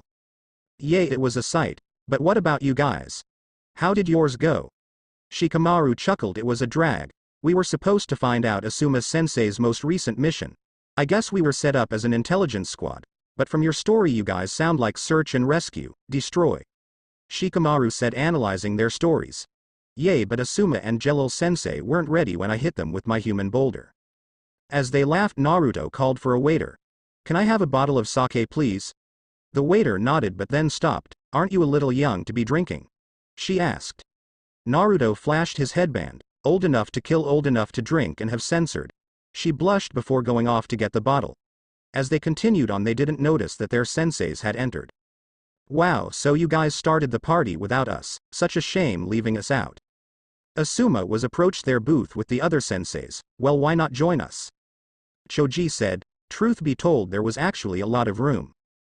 Their booth was more just a VIP room with a slide door that they kept open for air. As their senseis took some seats, something was noticed. "Hey Kakashi-sensei, where's your team?" Ino asked, being one of the very few to acknowledge the absence. "Well, Kiba left after the test was done, Sakura followed Sasuke, and Sasuke, well, he was being him. The response was more than accurate to what Team 7. So it was more like the Rookie 7 was here right now with the current senseis. So now that we're gonna be starting missions soon, let's take this time to party. Naruto shouted, boosting morale. Banzai.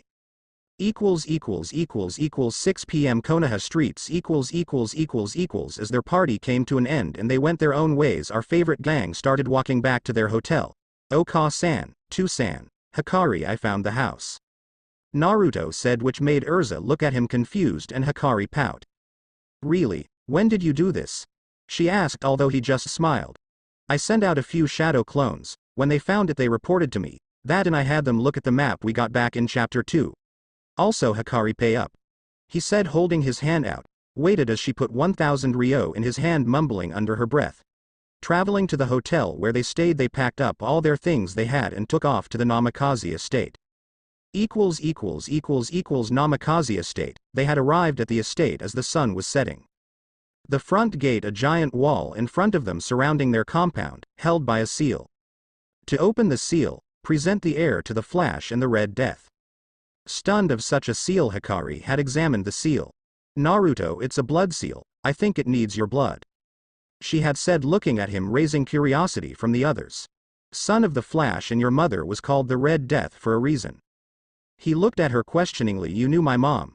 He asked, not realizing who he was talking to.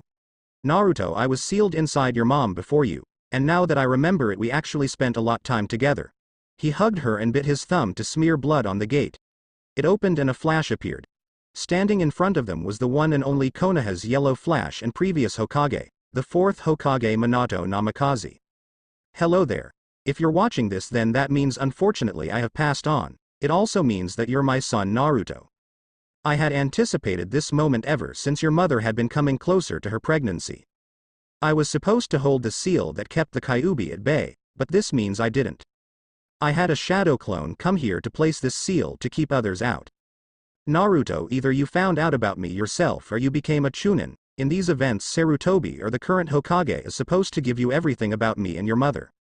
In the house you will find my study. It has notes, diaries, everything for your success. How you will find it is a mystery. I have not much chakra into this seal. My departure is coming soon, my son. I am sorry for this. I have one more message hidden in a scroll somewhere in the village where I know you'll find it, but only if you look.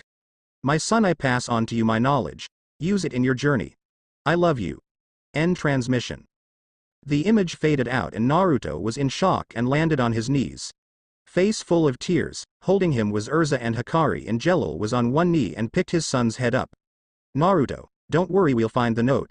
He hugged him tight. Naruto, you're strong. Your mother and I love you a lot. Just know that you will always have us with you. As they got up, they walked in the house to sleep for the night. Red Fox in position.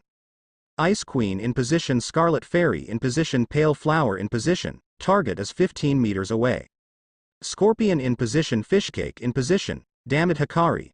You lost the bet, love. Flower, what's the position of the target? Target is closing in 10 meters. Queen.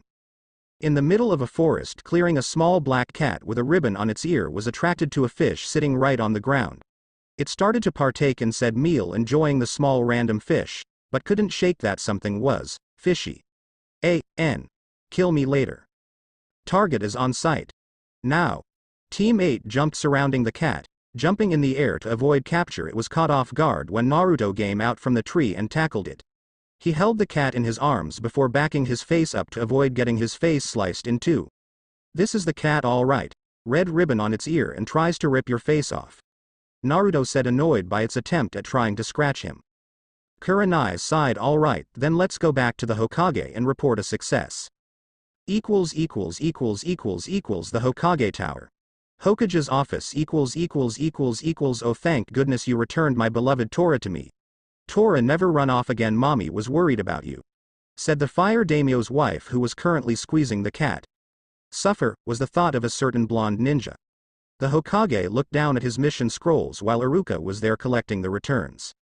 Now your next available missions are supply delivery, taking care of ninja dogs with the Inuzuka clan. There, Naruto slammed his fist down. Enough with the D ranks, Grandpa Hokage. Give us something real. Naruto, these missions are things best suited for your level. as genin until you meet the requirements you can't take any C ranks yet. Iruka said, irritated at the genin. Well then, when will we get one? We've trained hard in the past month. Naruto then had a glaring match with Iruka until the silence was broken. Give it to them. They stared at the Hokage with confusion. What, ehh? Give them a C rank mission. Only if their senseis allow it. He said, looking at Kurenai and Erza, and they nodded. Alright then, you have an escort mission to the Land of Waves.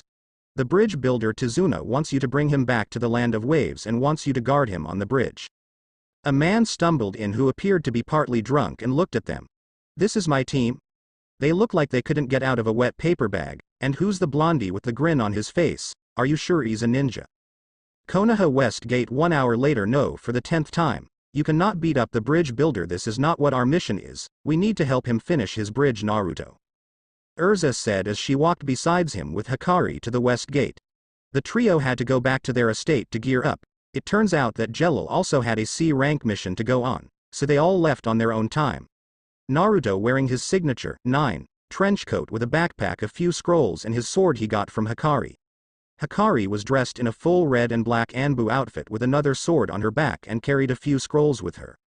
Now they were headed to the West Gate where they would meet up with the other members of Team 8 and their client Tizuna. Kurenai smiled and looked at her team. Alright everyone, our mission to the wave begins now. I'll take lead. Naruto and Hinata, you two in the front. Shino and Hikari take sides. Erza will be with me, she said as they headed out. This was their first C rank mission, and now all the gloves had to come off. It's their first time truly outside of the village and they needed to be careful. They needed to be alert. They needed to be. You should ask Hinata out. Naruto, apparently shipping each other to pass the time as they traveled at civilian pace. Meanwhile Naruto almost tripped and fell. What, Hikari, what are you talking about? Hey, you know just as well as I do that she likes you. Does she really? I mean, yay, she's cute, but isn't she out of my league? Hey, I'm just saying. If word gets out that you are related to the fourth, they'll put you under the CRA and you and I both know what will happen then.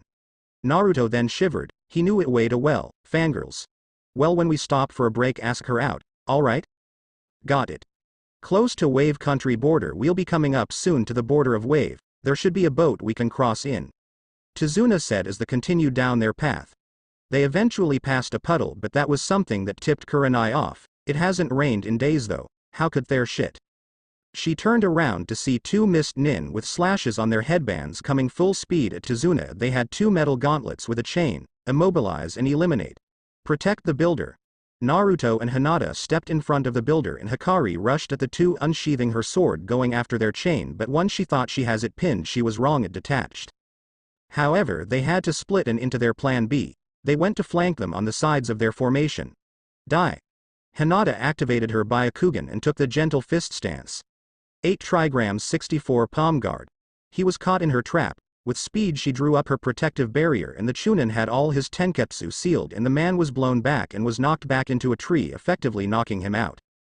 Shino set out a wave of bugs to surround the other one as a screen and Naruto came from above and kicked him in the face. This single chakra-powered kick knocked him out. Kurenai opened her bingo book in shock as the two were tied up.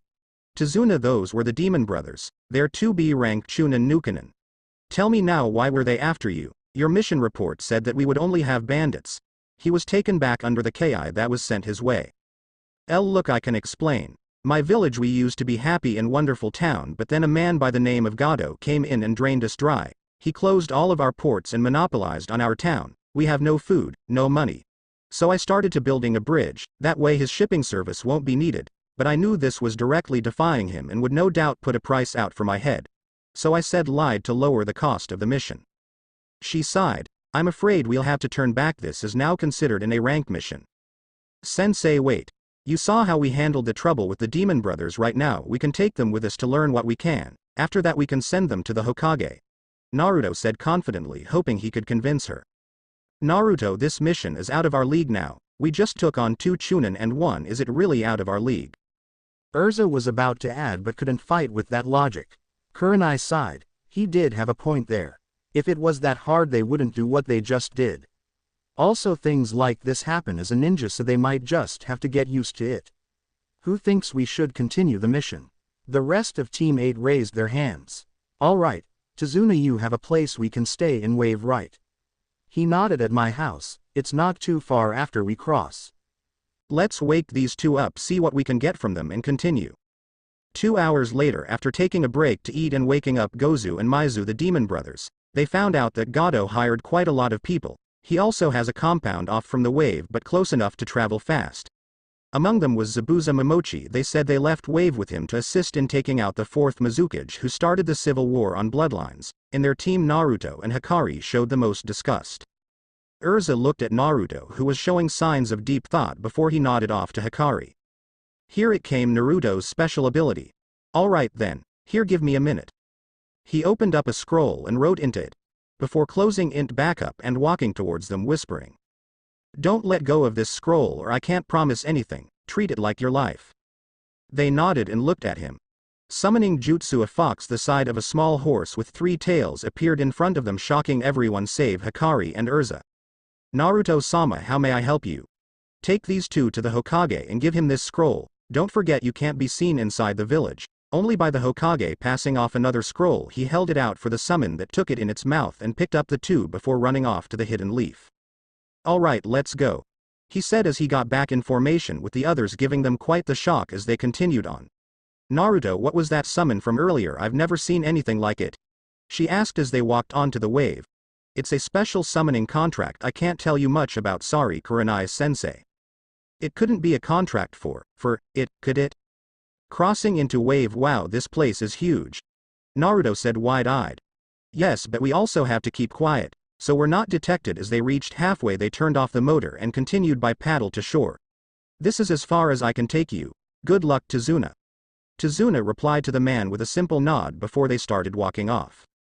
As they continued off into the wave country, they walked for about a mile before anything really happened, which was Naruto throwing a kunai at a bush to find a bunny. "Naruto, calm down, we need to keep an eye on the builder," Erza said, scolding her son as she went to grab the bunny. "Wait a minute." Hikari's eyes stared at the rabbit. "Sensei, that rabbit's fur is white, but its coat should be brown." Erza looked at it and a swish was heard in the distance. "Get down." They dropped to ground, Erza pulling Naruto, while the rest of Team 8 dropped down. Hinata and Hikari pulled the bridge builder down with them as a big cleaver-style sword flew over them and lodged itself into a tree. On top of it was the person they knew was with Gado. "You're Zabuza Momochi, the demon of the bloody mist," Kurenai said, glaring at him. He smirked. "The Genjutsu mistress of the hidden leaf, the apparent ice queen Kurenai Yuhi. Hey, this just got interesting." Getting in formation, Naruto and Hikari drew their swords and stood in front of Tazuna, with Hinata and Shino taking place behind him. They were ready. Zabuza looked at Erza, not know who she was, but decided to take caution. Water style. Hidden mist jutsu. The area was clouded in a thick mist, obscuring their vision and made them even more on guard. Larynx, spine, lungs, liver, jugular, subclavian artery, kidneys, heart, these are 8 spots that cause death. How about we see how that feels? Right now Shino was shook and Hinata looked like she was about to pass out. The killing intent was way too much for them. They didn't know how much more they could take. "Take this." Before they could react because of the mist, Kurenai was knocked back and fell into a lake. The mist disappeared and revealed there was 2 of Zabuza now. Water style. Water prison jutsu. She was taken up into the jutsu and was trapped. Erza, quick, leave with the bridge builder. She asked her. She wanted her team to be safe. "No, I won't leave my comrade here to die." Naruto took her side. "Mom, you don't have to do this alone, I'll be with you." Unsheathing the sword that Hikari gave him, Naruto readied in a stance to fight. It was the Demon Claw Kenjutsu style. He looked at his mother as they stood together ready to take on Zabuza. "To free Kurenai-sensei, we need to get to the original," Naruto had said, looking for any openings which didn't look good. "Naruto, get ready." Erza put a foot back. Naruto then looked straight ahead at the clone and rushed. Their swords clashed. The strength of the clone was just that of Zabuza himself. Naruto unleashed an onslaught trying to distract the clone when Erza came in with an overhead slash. This fight was going to be quick, or so they thought. Charging chakra into his feet to increase his power, he kicked Naruto at the chest to knock him back before Erza came down on him. Hidden mist jutsu. The clone ran through hand signs and the same mist flooded through. Not this time. Naruto got into a defensive stance and started to glow. Re-equip into his blood shadow armor. Flying up into the sky, he went through hand signs wind style, Great breakthrough, it didn't clear out the fog but was good enough so he could see the Zabuclone's location. With that he dropped to the ground, bullet diving to land an attack on it. The attack was successful. The quake generated no only his the clone be disrupted the mist. When they could see Naruto it was amazing. He had a chest plate on with gauntlets and leg armor. On his back were two bat-like wings, the kanji for shadow, on the back in silver, while the main color of his armor was crimson red and the lining tint was black. That hurt you bitch and I'll make you pay. The clone sped through hand signs and before they could respond he was done. Erza stood back and looked at Kurenai as she looked like she was struggling and went after the main Zabuza while Naruto dealt with the clone. Water style. Water dragon jutsu. The dragon came crashing down at Naruto before he could move and crashed him into a tree. Naruto tried to get up but was hurt. Naruto saw the clone rest in pieces. The clone brought his sword up to kill Naruto but stopped when a sword pierced through his chest. Don't censored with my boyfriend bitch. With that they turned into water to reveal Hikari. She picked him up to safety and watched as Erza and took the offensive on Zabuza, forcing him to break the jutsu on Kurenai. This isn't over yet, he said, jumping onto the lake. Running through hand signs he did another jutsu. Hikari, take my chakra. Naruto nodded and not before long he started to glow red. And Naruto, what are you? Make a fireball. Hikari with boosted speed ran through the signs and Zabuza finished his water style, fire style, giant vortex jutsu, fireball jutsu. The two techniques clashed creating a mist, but as elements are, fire loses to water. The blow they suffered wasn't bad. Team 8 was soaked and Erza broke the fall of Kurenai but was able to get up. Zabuza got back on land and sped after Erza and Naruto's eyes widened. Pierce a white light blazed from Naruto's sword and made hit with Zabuza. Already feeling a drain from giving Hikari chakra and taking a water dragon to the face, Naruto did no more than force him back, blasting him a few feet. Erza walked over to Zabuza getting ready for a killing blow when he was struck in the neck with 3 senbon. He appeared to be down. I'm sorry for the trouble, I've been hunting him down for a while. A masked ninja with a rain headband came down. Hikari went over to Erza to see his body. Who are you? Hikari asked, knowing that mask seemed familiar. A ninja from Kirigakure no Sado looking for Zabuza Momochi. You have helped me find him. Thank you for your service. With that the hunter nin took the body of Zabuza and disappeared. Meanwhile Naruto had seen things through a link they had shared. Getting up, Hinata and Shino with the bridge builder walked to Kurenai and Erza. Hikari went to pick up Naruto. Naruto, are you okay? That was the level 2 technique of the sword, she said calmly, looking out for her boyfriend's well-being. He sighed, trying to walk with her. Oh yeah, you know me, I can take on anything. I'm gonna be the next Hokage, ya know. The joke was light but didn't end on a happy note as he passed out from exhaustion. Naruto. No response. Naruto woke up with his head banging like he ran into Choji. As he looked around he noticed he was in a bedroom with Hikari and Hinata at his sides. Oh hey you two. Where are we? He asked, looking around only remembering the fight with Zabuza. Hikari smiled. We're at Tizuna's house. After the battle he took us to his house to rest. Also the summon came back with news. Hikari said, then handed a scroll off to him. Opening it he read what it said. Dear Naruto, your request has been met and the bounty is inside of the seal at the bottom of this page. Also as stated in your report I have sent your backup team as requested. Hiruzen. At the bottom proved to be a storage seal. At the bottom of the scroll was a small pouch with 15,000 ryo from the bounty of the Demon Brothers. Naruto smiled and looked at Hikari. Thanks for this, Hika-chan. He smiled at her and she kissed him. Naruto, there's also something else that you need to address, Hinata. He looked over to his other side where he had actually realized Hinata had sat. She blushed, looked at him. Naruto. I love you, Naruto-kun. Putting his hand on her face he smiled sweetly. I know. And with that they shared a kiss. It would be said this was the start of a non-shy Hinata Hyuga. So can I know how this really happened? Naruto asked them as they both blushed. Well, you see. Flashback The team continued switching formation as Naruto was knocked out and Erza and Kurenai were both sore from the fight. After a while of walking they finally reached Tizuna's house where they were greeted by his daughter Tsunami. She had prepared food for them and Hikari took Naruto to a room while Erza and Kurenai couldn't wait and passed out on the couch. After she had put him down she kissed his lips and put a hand over his ankle as it started glowing red. You idiot, getting yourself hurt like that. Next time you'll heal on your own. After a while of holding it, she removed both her hands and looked at the door. You can come in.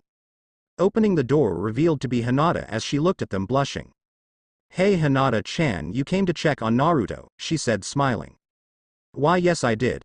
I didn't know that. Why you and Naruto, she said, saddened, but Hikari hugged her. Hey listen. You can still be with Naruto, don't worry. What but? I don't under. With happiness and confusion it hit her. I can still be with Naruto-kun? She looked at him and slightly teared up. Hinata, Naruto might be under the CRA, which means that he'll have to have more than just one lover. We've both talked about this, and I know you like him, so confess to him, why not? Okay.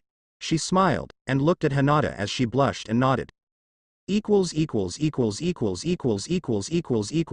Flashback end and that's pretty much what happened. She chuckled, scratching the back of her head, and smiled at her lover. Well then I guess I have two lovely girls with me. But I also need to go see Ka-san and Kurenai-sensei and tell them I'm up. Naruto said as they both nodded and helped him up. Well, be outside training, Naru-kun. Hikari said, smiling, and kissed him on the cheek. Yay Naruto-kun. Blushing, Hinata made her way out. Walking downstairs, he could hear laughter and smell food. When he got the kitchen that connected with the living room, he could see Tsunami, Erza, and Kurenai all sharing laughs and cooking together with what appeared to be a ton of ingredients on the table. I'm telling you it's true. He had chased him all around town. They continued all cutting up ingredients but turned and stopped to see Naruto. Hey Kurenai-sensei, Ka-san. He said and watched as Erza walked up to him. Naruto. She seemed angry but smacked him upside the head. I told you, call me Erza-sensei, damn it. She smiled, happy her son was safe. Tsunami watched on and giggled, and Kurenai went back to cutting stuff. So Naruto. Kurenai started earning a peak of interest from the young blonde. Did you really chase your friend all around your town because he dyed your hair pink? She asked, smirking, which left him wide-eyed and staring at his mom with just the response of a smile back. If you must know, yes, but also sensei, I asked the Lord Hokage for backup, so we should get an extra squad coming to us. Alright, we'll just make some extra. If you're feeling good enough you should try to train some, she said and doubled up on her ingredients. Outside As he stepped outside he was hit with a breeze that had a smelly smell. The kind of smell that smells smelly. He realized this was the effect of being in the wave country. They were close to the ocean. He could feel the crispness of that ocean breeze and the salt water in the air. He could feel it flow around him. As he walked out to a forest clearing he saw his teammates training. Hikari had a few clones transform into ordinary objects and made Hinata look for them to help her increase her detection skills. Hey guys, how's it going? He said as he entered the clearing, joining his team. We need to talk. And before anything else he was stolen by Hikari. With them I need you to dive now. She said and sat him down as she created shadow clones to keep watch so no one came after them. Blink. The world around them started to go blank and he opened his eyes to see they were in a sewer. Q-chan, are we in my mind? He asked, looking around, and found her behind the cage again in her full Kyuubi form, just like when he was only 8. Just like the first time I met you, Kit. She said and smirked. Besides, it's your mind, you control it. She said, and he nodded, and then the area around them glowed to reveal a small cottage in the woods with a giant lake surrounding them. They were currently on an island in the middle of the lake. Her cage turned into a collar on her fox body, but when she shifted down it became a necklace with a sapphire pendant. She looked just like the red-haired beauty he met when he was 8. Naruto, I should have told you this, but I'm going to have to now. She said, sounding worried. This brought a look of confusion to Naruto. Wait, what do you mean?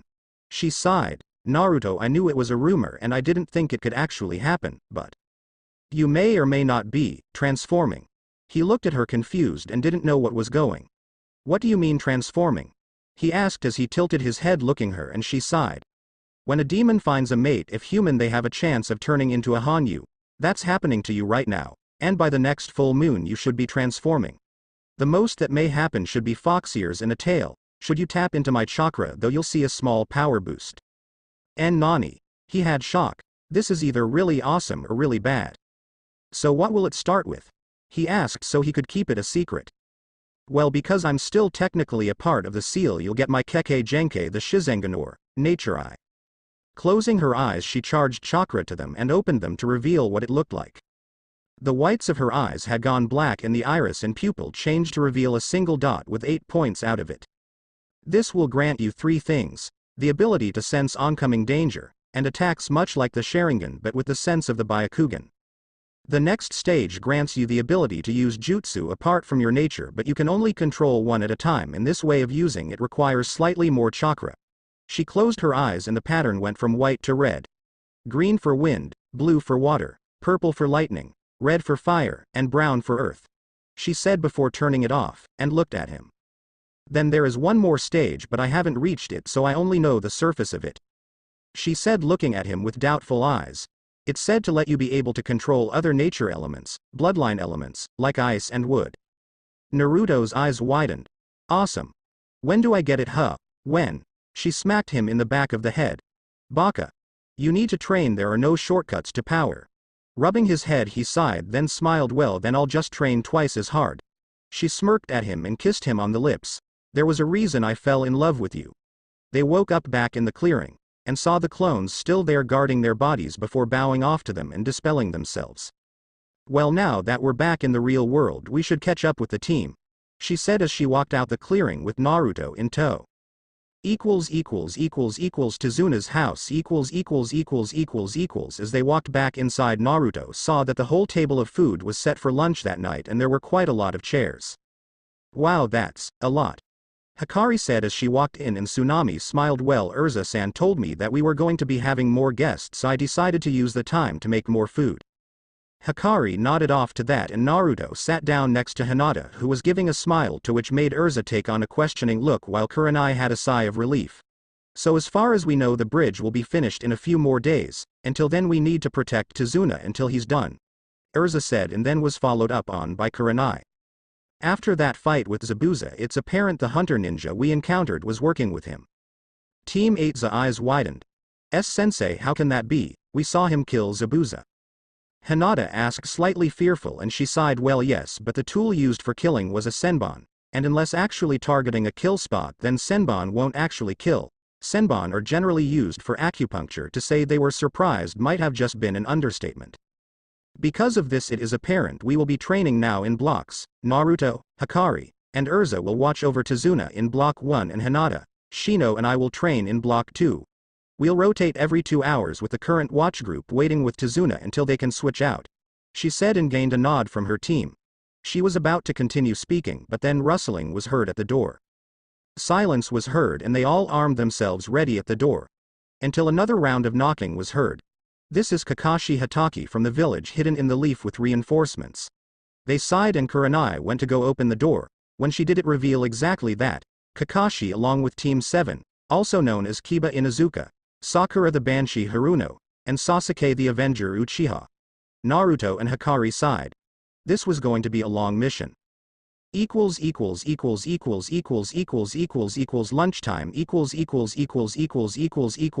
Currently Naruto, Hikari, and Hinata were sitting in their own little group and invited Shino to join them. However, that wasn't enough to help them get through this catastrophe of lunch. Currently Kiba and Sasuke tried to one-up another until Kakashi-sensei put an end to the whole thing. In the midst of it, Kurenai and Erza were with Kakashi, briefing him in the current situation and talking about other things. Back to our favorite team in the midst of their lunch they draw to Naruto, Hinata said, smiling, and kissed her lover on the cheek, smiling. He sighed, drawing 2 and passing his turn. Uno, they were playing Uno. You guys need to chill with these draw card, you know, he said with a hand of 10. But it's fun, ah. Hikari said playfully and opt a blue 6. Well, we could stop Naruto-san, but then you might win. Draw 4 Hinata-san, the color is red, and this is the part where I say Uno, Shino said, making Hinata pout as she drew 4 cards and drawing attention from Team 7. What are idiots doing? We should be training, Sakura had said with an inside voice. No, we need to be relaxing, this is lunch now, leave us alone, Naruto said and dropped a wild card. Yellow, Hikari, she sighed and put down a 3, passing off to Shino, ignoring Sakura. I win, he said as he played his last card, making everyone sigh. Sakura, we held our own against 2 Chunin, and in a rank Noop Nin we can take care of our own. Hikari had said, going back to her food. Oh please, I bet your senseis did all the work. If Sasuke-kun was there, he would have done the right thing and gotten rid of them in an instant. She said, praising Sasuke like always. Yay, totally. Continuing to eat, Naruto didn't pay attention to Sasuke and Kiba coming over. Hey Dobi. What was that thing you did back in the academy? Sasuke asked, but more like demanded to know.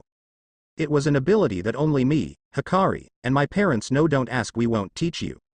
While this was technically a lie, but it was also the truth. They were the only ones in this world who knew how to use magic. Whatever. Sasuke walked away off to brood, and with him flocked Sakura. Kiba, however, had tried to make a move on Hinata but was shut down before anything could start. Damn Team 7, he said, and then went back to eating, but was stopped when a voice was heard. Why? A little boy was seen with a scowl on his face. Why, what kid? Was Kiba's response, taking initiative. Why do you try fighting Gato? He's just going to kill you all in the end. Inari. Shouted Tsunami at her son, who stood there. See this kid? Naruto said, pointing to his headband. This means we're ninja from the Hidden Leaf Village. We'll just help out here and then go home. He said, which just enraged the child. You act like it's going to be easy just because you come from a high village living your high lives. What do you know about struggle? You ninja have great lives, and never have to worry. Little did he know that would not be good to say to Naruto Uzumaki. I don't know about struggle. Yeah, totally.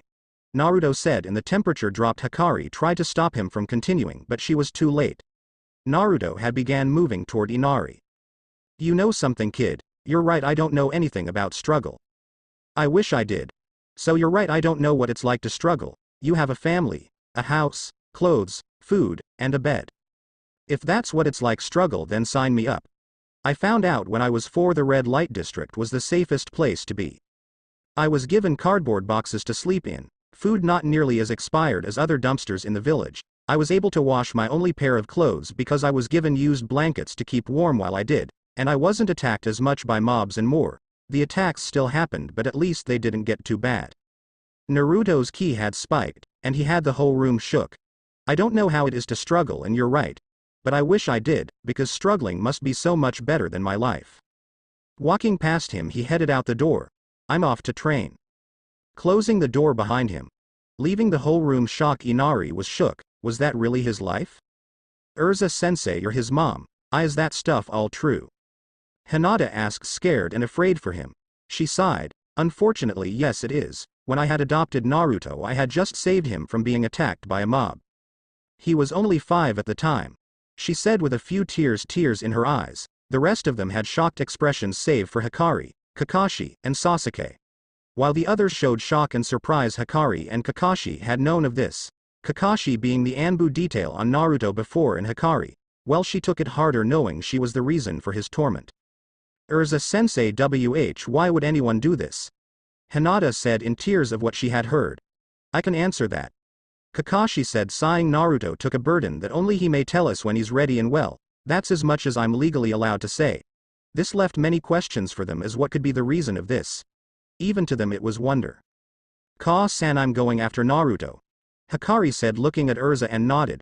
Unbeknownst to the others, their ear pupils were slit like a fox. Forest clearing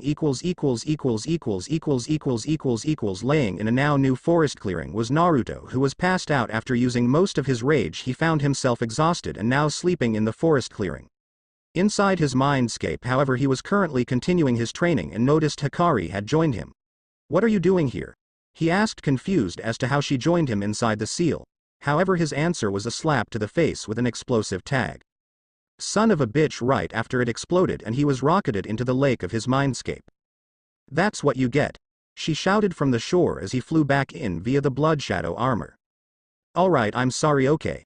He sighed and looked at her. Her eyes had become red with her pupils being split. You leaked a lot of chakra and now I have to filter it. But anyways, where are you? Ka-san wants me to bring you back to Tazuna's. Where are you? She asked, worried for his well-being.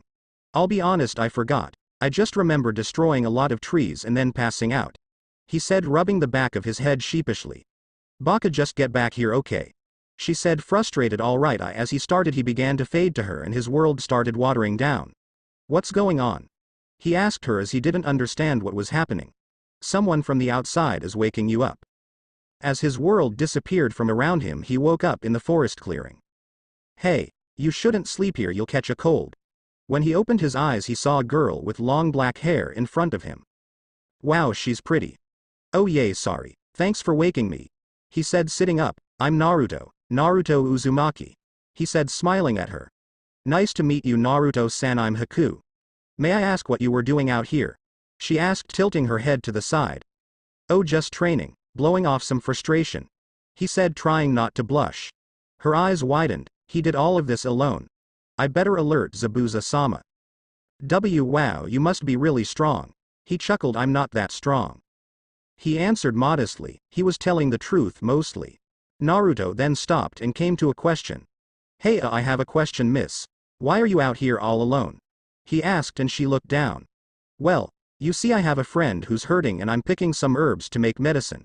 She said, showing him the few plants she had picked up from the area. Ah, okay, do you mind if I help? He said, smiling, and she blushed. Oh wow, he's actually kinda No. Father would kill me. Why, yeah, sure. She said, and continued to pick some more plants. So Haku, who is your friend you're picking herbs for? He asked as he picked some more plants. Well, my father recently got hurt while working, and so I'm making him some tea and other medicines to help him get better. He stopped picking plants fast and slowed down to listen. Oh, that must be frightening. He said, watching her, feeling something was suspicious. We'll need mushrooms now, and yes, it is. I was shocked when he got home. She said, and got up with Naruto to walk to another area that had what they were looking for. For Haku, this was a mistake. While getting up, her dress shifted and Naruto could see a ninja pouch on her side. That's the same one as the hunter ninja that took Zabuza. They continued to pick the need plants until Naruto broke the silence. Haku, what does your father do? He said, throwing her for a loop. Oh, he does construction but fell while working. She said sadly. Naruto didn't buy it. Oh, are you guys a part of a village? He asked and watched as she shook her head. I've heard of the conditions of the hidden mist. You and Zabuza should come with us back to the leaf. She tensed and jumped back into a fighting stance. I'll never betray Zabuza, she said, pulling out her senbon prepared to strike. Naruto did nothing but put his hands up, surrendering. I'm not here to fight you, Haku. Come with me and my team back to the hidden leaf. She lowered guard slightly but raised it again. What makes you think I'll trust you, Leaf Nin? If you so much as try anything, I'll kill you right where you stand, she shouted, getting ready to throw her senbon. Haku-chan bloodlines are praised in Konoha, and in the worst case you'll be protected by me and my family. I won't let you and Zabuza get hurt, he said, walking in a circle. Her face was filled with doubt. The idea of not having to be on the run, to be safe, to be able to eat without doing all this hard work. The thought of it was oh so very pleasing. Imagine a nice warm bed with no worries of death from those who know of bloodlines. I'll tell Zabuza about it. You'll get a message in a few days, but until then you better stay away, she said, grabbing her basket, but couldn't help but feel that it was colder outside from some reason. Thank you, Haku-chan. I hope that you too will join us, Naruto said, smiling and walking over, putting another herb in the bag. As she turned around, she stopped for a second, walking away. Hey, who are you calling Chan anyway? I'm a boy, jackass, he shouted to Naruto, turning around glaring at him while Naruto chuckled. No, you're not, was the only response, and Naruto chucked a white pair of panties with light blue smiling ice pops, 3, at him, laughing his ass off, and ran away, leaving a blushing Haku. You pervert. Back at Tazuna's house Erza was currently pacing back and forth, hoping her son would come home safe. Hikari said he was on his way home, but she, still above the strength of a warrior, had the heart of a mother. He didn't come back last night and it was around 6 o'clock and he still wasn't back. I'm home. Erza looked up from her thought and saw Naruto walk in and hugged him tightly. Oh Kami, Naruto, you're safe. I was worried. Just don't run off on a mission like that again, she had said with a few tears in her eyes. Yes, Ka-san, he said, returning the hug and letting her smile before giving him a noogie. Kurenai smiled and Kakashi gave his iconic eye smile. Everyone was currently here, but the teams were in their rooms. Ka-san, Kurenai and Kakashi-sensei, I have news, he announced, grabbing their attention. I have negotiated a potential treaty with Zabuza and his apprentice. They looked at him shocked. How was he able to do this? Naruto, what are the terms? Kakashi asked, surprised that Naruto got that far, and Naruto nodded. They join the village. I have promised them they can feel safe, that they'll be protected under my family name of Konoha. I have already alerted the Lord Hokage. Naruto said while looking at all three of the. When is the meeting? Was the question from Kurenai. In about 2 to 3 days I'll get a message to request a meeting. Until then we have to wait. She nodded to him, confident about this. Well, until then we won't let word of this come back to the team, we'll have to keep it between us. Kakashi said, and Erza nodded. That's that, Naruto, I know. Why don't you go to bed? Our room is the first door on the left upstairs. Erza said to Naruto, and he went upstairs to find them again in a game of Uno. Deal me in. == 9 p.m. == As the leaders went to bed, trying not to wake their teams, Erza saw Naruto sleeping and smiled when he opened his eyes up to her and rubbed them. Oh, how this brought her back in time. Ka-san. 5 more minutes, I don't need Natsu and Gray in the morning, he said, and she giggled, picking him up and taking him to her own futon. Using the requip to change into her sleepwear, she got under blankets with him and he smiled. I missed when you were younger, you always wanted to cuddle right next to me at night, she said, smiling. Yay. I still do sometimes. He let loose, his tiredness turning off his filter. I'll never not want to, he said, snuggling close to her. Naru-chan, I don't think I could ever let you go, she said, and started singing a lullaby that put him to sleep. The same one she sang, all these years. The same one that put a scared 5-year-old whose life was threatened by an angry mob, to sleep. She kissed his forehead softly like winter snow but on summer grass. A gentle placement like this made him shiver and get closer. It's been a while since they have spent time like this, mother and son as one. Naruto was held in the embrace of his mother and they both slept the best they had ever slept. Months they were together. Next day. Erza woke up yawning and saw her sleeping little blonde bundle of joy and recalled last night's events. She smiled and noticed he had his thumb in his mouth and used all of her strength not to squeal.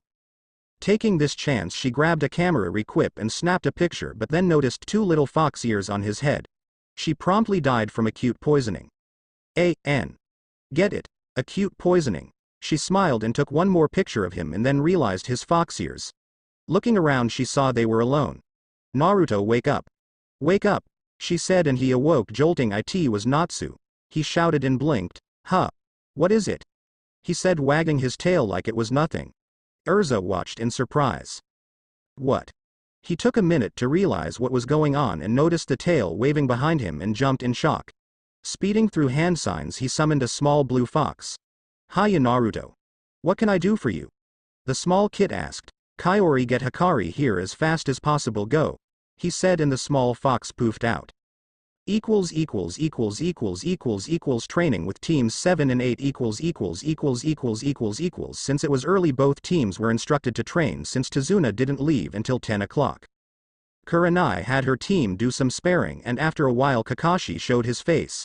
Hey everyone, I have news, he said, smiling, making the 2 teams gather. We're gonna learn how to climb trees today, he said, doing his eye smile. Wait, you guys can't climb trees yet, Hikari said, looking at them, but had a returned look of, are you stupid? Are you dumb? Of course we see no hands. Sakura was stopped mid-sentence and watched as Hikari casually walked up a tree like it was nothing, and Kakashi sighed. Kakashi-sensei, we also know water walking, Hinata said, watching Hikari drop down. As you were then. Hey, Kakashi said, and began to teach his team, and Hikari and Hinata took stance. First connect, she said, and Hinata nodded. But before they could start, there was a small puff of smoke which caught their attention, and Kaori popped in the middle of their area and ran towards Hikari. Hikari-sama, Naruto needs your help, it's happening, the little kid said, and her eyes widened. Kurenai-sensei, I'm going to help Naruto, she said, and ran off as soon as she received a nod from her sensei. Unbeknownst to them, Hinata was already following Hikari as soon as she ran off. What's wrong with Naruto-kun? She trailed behind Hikari and used her Byakugan to follow her through the forest as they jumped from tree to tree, ultimately ending at Tazuna's house. As Hikari walked in, she used her Byakugan to find her with Naruto and Erza, but Naruto had a set of fox ears and a tail. I have to get closer to hear, she thought as she jumped down and slowly crept inside.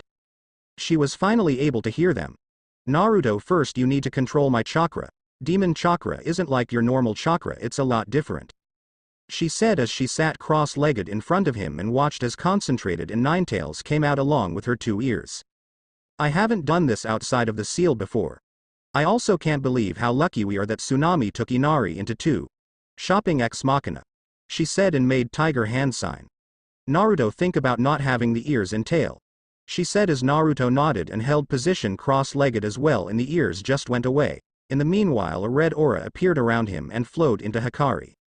She sighed. I can try to regulate it, but it'll take some time to get used to Naruto. She said as her tails and ears disappeared. Hikari, what happened to Naruto? I want an explanation, said Erza, and almost in sync Hinata walked in. Naruto. The 3 looked at Hinata with shock. Oh shit. They stopped and realized what had happened. Hinata had seen the whole thing. There was only one thing they can do about this, and that was to tell the truth. The no-holds-barred flat-out truth. She had seen everything because of the Byakugan and had heard more than likely everything too. They couldn't half-ass their way out of this one, so they had to do something. Hinata, we can expla, Hikari started, but Naruto shook his head. Hikari, we can't BS this one, he said and sighed. Well, what do you want? Do tell the truth, he said to her, sighing. She looked at him. He only nodded in return. As of that moment Hikari ran through seals in the walls, floor and ceiling flashed green. Privacy seal placed, she said, and Naruto passed Hinata a chair. You'll want to sit down. She sat down waiting for an explanation. Hinata, do you remember the 9-tailed fox attack? He asked her and paced slightly. Why yes, who doesn't? The 4th Hokage sacrificed himself to kill the 9 tails and save the village, she said, prompting Hikari to stand forward. Hinata, what if we told you, it's not that easy? She said, looking the girl directly in the eye. What? What do you mean? She said, confused. It's not that easy. Hinata, the tailed beast are creatures of chakra. You can't just kill us. Hikari said, forward, taking down all the walls. My sister may have been able to be sealed into a teapot, but I am not that easy, she said. Hi Hikari-san, why do you speak like that? Naruto pulled forward. Hinata, the 4th Hokage didn't kill the 9 tails, he sealed it in his son, he said, shocking her. And Naruto, what? She was lost. The 4th Hokage had a son and he sealed the 9-tailed fox into him. No, that's not true though. And Naruto-kun, how do you know this? She asked. She was shocked how he could just claim this all. Why, you can't be serious, but in class. On the day I was born the 3rd Hokage passed a law stating no one could speak of the what happened, an S-class law to speak of it. Punishment for breaking this law is death. Appalled was an understatement. Hinata couldn't make sense of any of this. It had to be a joke, a prank. Naruto would be risking his life telling her this.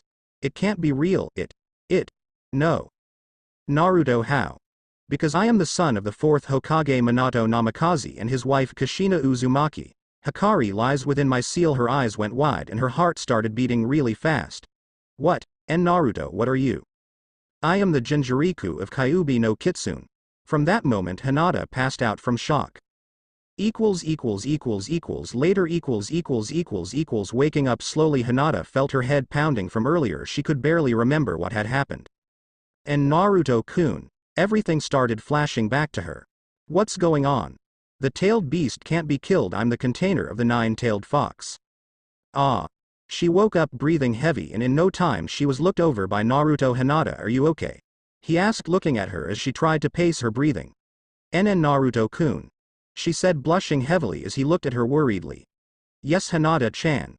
She sighed. I had a dream. You said you were the 4th Hokage's son and you had the 9-tailed fox inside of you. And Hikari said that she was the 9 tails. Naruto paled and Hikari walks in. Naruto, they need you at the bridge. She turned her head and noticed Hinata awake. Let me talk to Hinata. Go, okay, she said, and he nodded. As he headed toward the door he nodded to her and she nodded back in confusion to Hinata. With that Naruto headed off. At the bridge. Sorry Tazuna, I don't want to risk anything while working on the bridge. It's alright, go home. I can't be entirely angry. Tazuna responded as a worker had came to him to explain his reasoning of not wanting to continue working on this bridge anymore. Walking towards Tazuna was Naruto. He could see the look of stress on his face and went to inquire. "Hey old man, what's up?" he said as he walked to his client for the mission.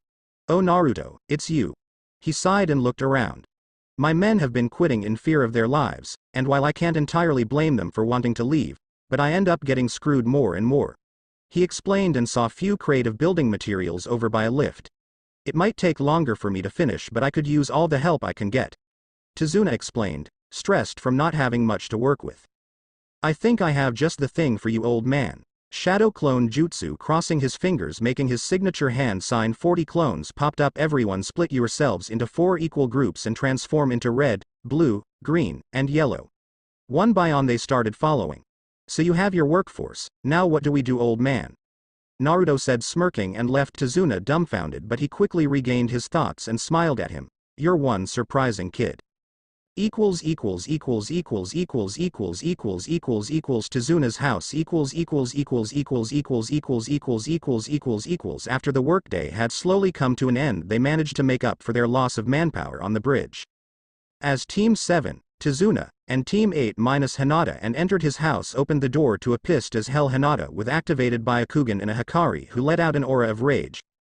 Erza was on the couch eating popcorn. "Naruto," Hinata said darkly, "who is this Haku-chan?" Hikari continued, "And why does she call you Kun?" They shouted unison, pissed as all hell.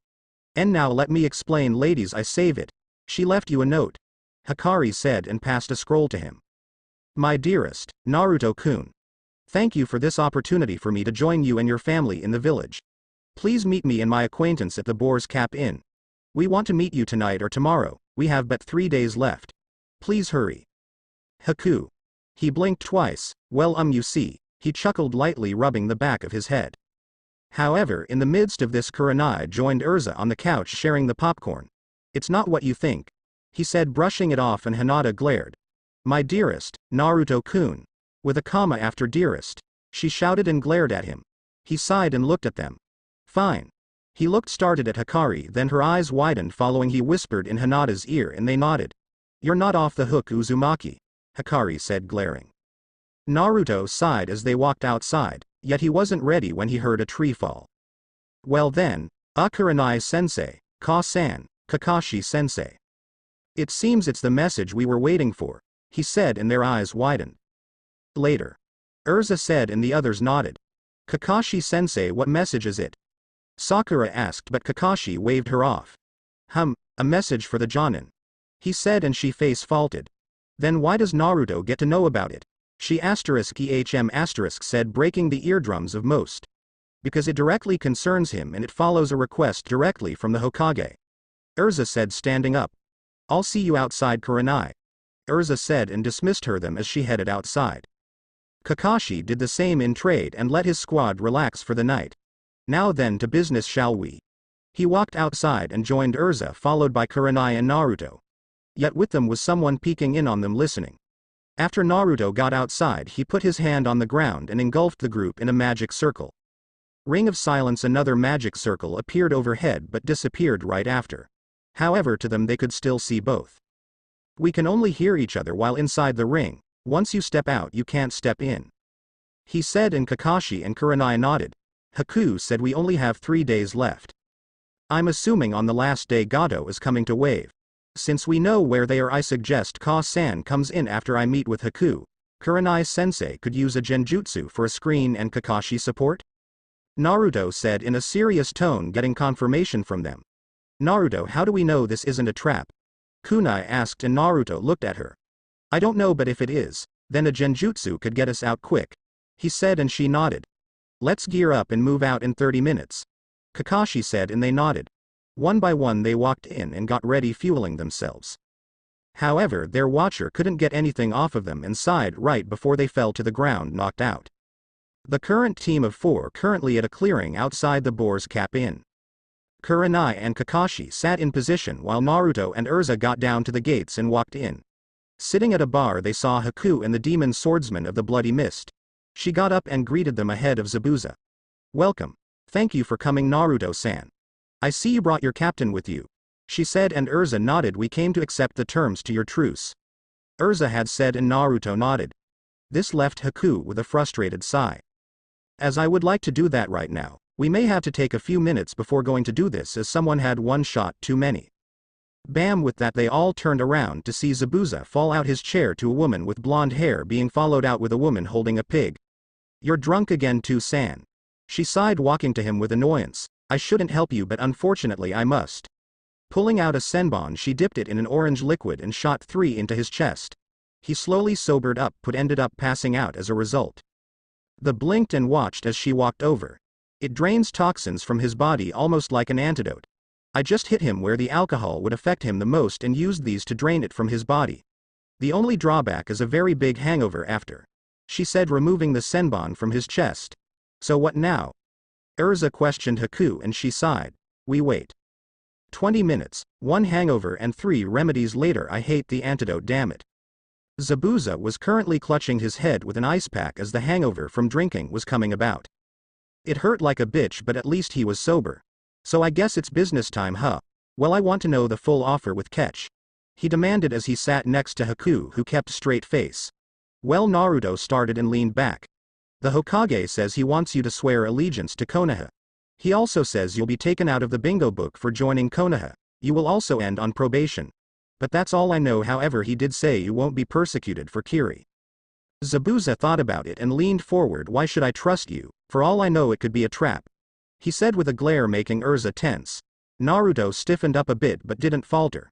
Because I'll put you under the protection of my family name. It's as good as immunity when it comes to your case, no brows. He retorted with a comeback that made Haku burst in laughter before being silenced by a quick glance from Zabuza, although it was still funny to her and she let out a chuckle. So no brows, huh? How about I show your brows, my foot, Blondie? He shouted, getting rowdy. Fight me, beer breath. Naruto retorted, getting up. Until their fight was broken with a third voice. No fighting now, order or get out. Was the shout of a waitress. She had brown hair and lavender eyes. She was very pretty and had an ample bust. I'm Liana, I'll be your waitress for tonight. She said and smiled while passing menus around. And they looked through the menu. They looked at the menu, Naruto eyeing most of it. What's the full party express tray?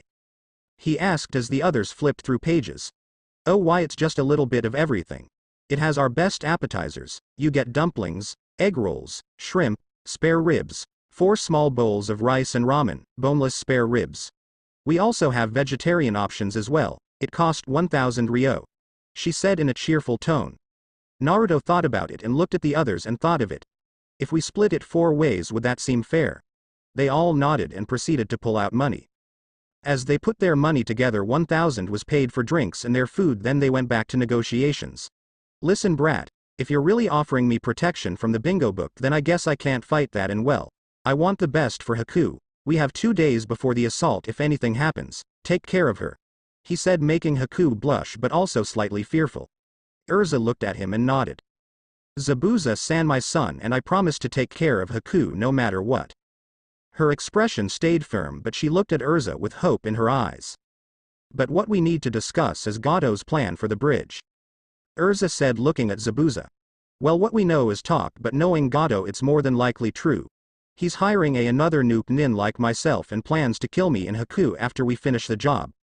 Also, he plans to bring his bandit army if things fall through in case we fail at the bridge. As far as rumors go around the base, sightings of Nakari Hisaka and Masaki Hisaka, the Hell Duo, were reported.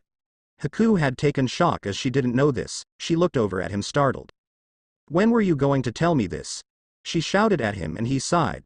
Naruto started flipping through his bingo book and found their entries. Nakari Hisaka, age 29, censored, M village, hidden sand. Criminal rank. A elemental affinities, wind and water. Missions completed. A rank, 45, B rank, 30, C rank, 65, D rank, 102. Wanted for stealing from the house of Kazekage, destruction of a village in land of grass. Deaths of ninja from sand, stone, and mist. Robberies of over 500k. Destruction to hidden sand Hokage Tower. Bounties and orders grass. Flee on sight sand. Kill on sight 1 million dead. Stone. Kill on sight 700k dead or alive. Other information. As usually always cited Masaki Hisaka. Do not approach together as they are a deadly together and harder to kill. Masaki Hisaka, age 30, censored, F village, hidden leaf. Criminal rank. A elemental affinities. Fire missions completed. S rank. 1A rank. 50B rank. 21C rank. 45D rank. 55. Wanted for stealing and learning from the scroll of sealing, attacked and attempted stealing from the 4th Hokage, destroying a village in the land of fire and grass. Bounties and orders leaf. Flee on sight, 600k dead 800k alive.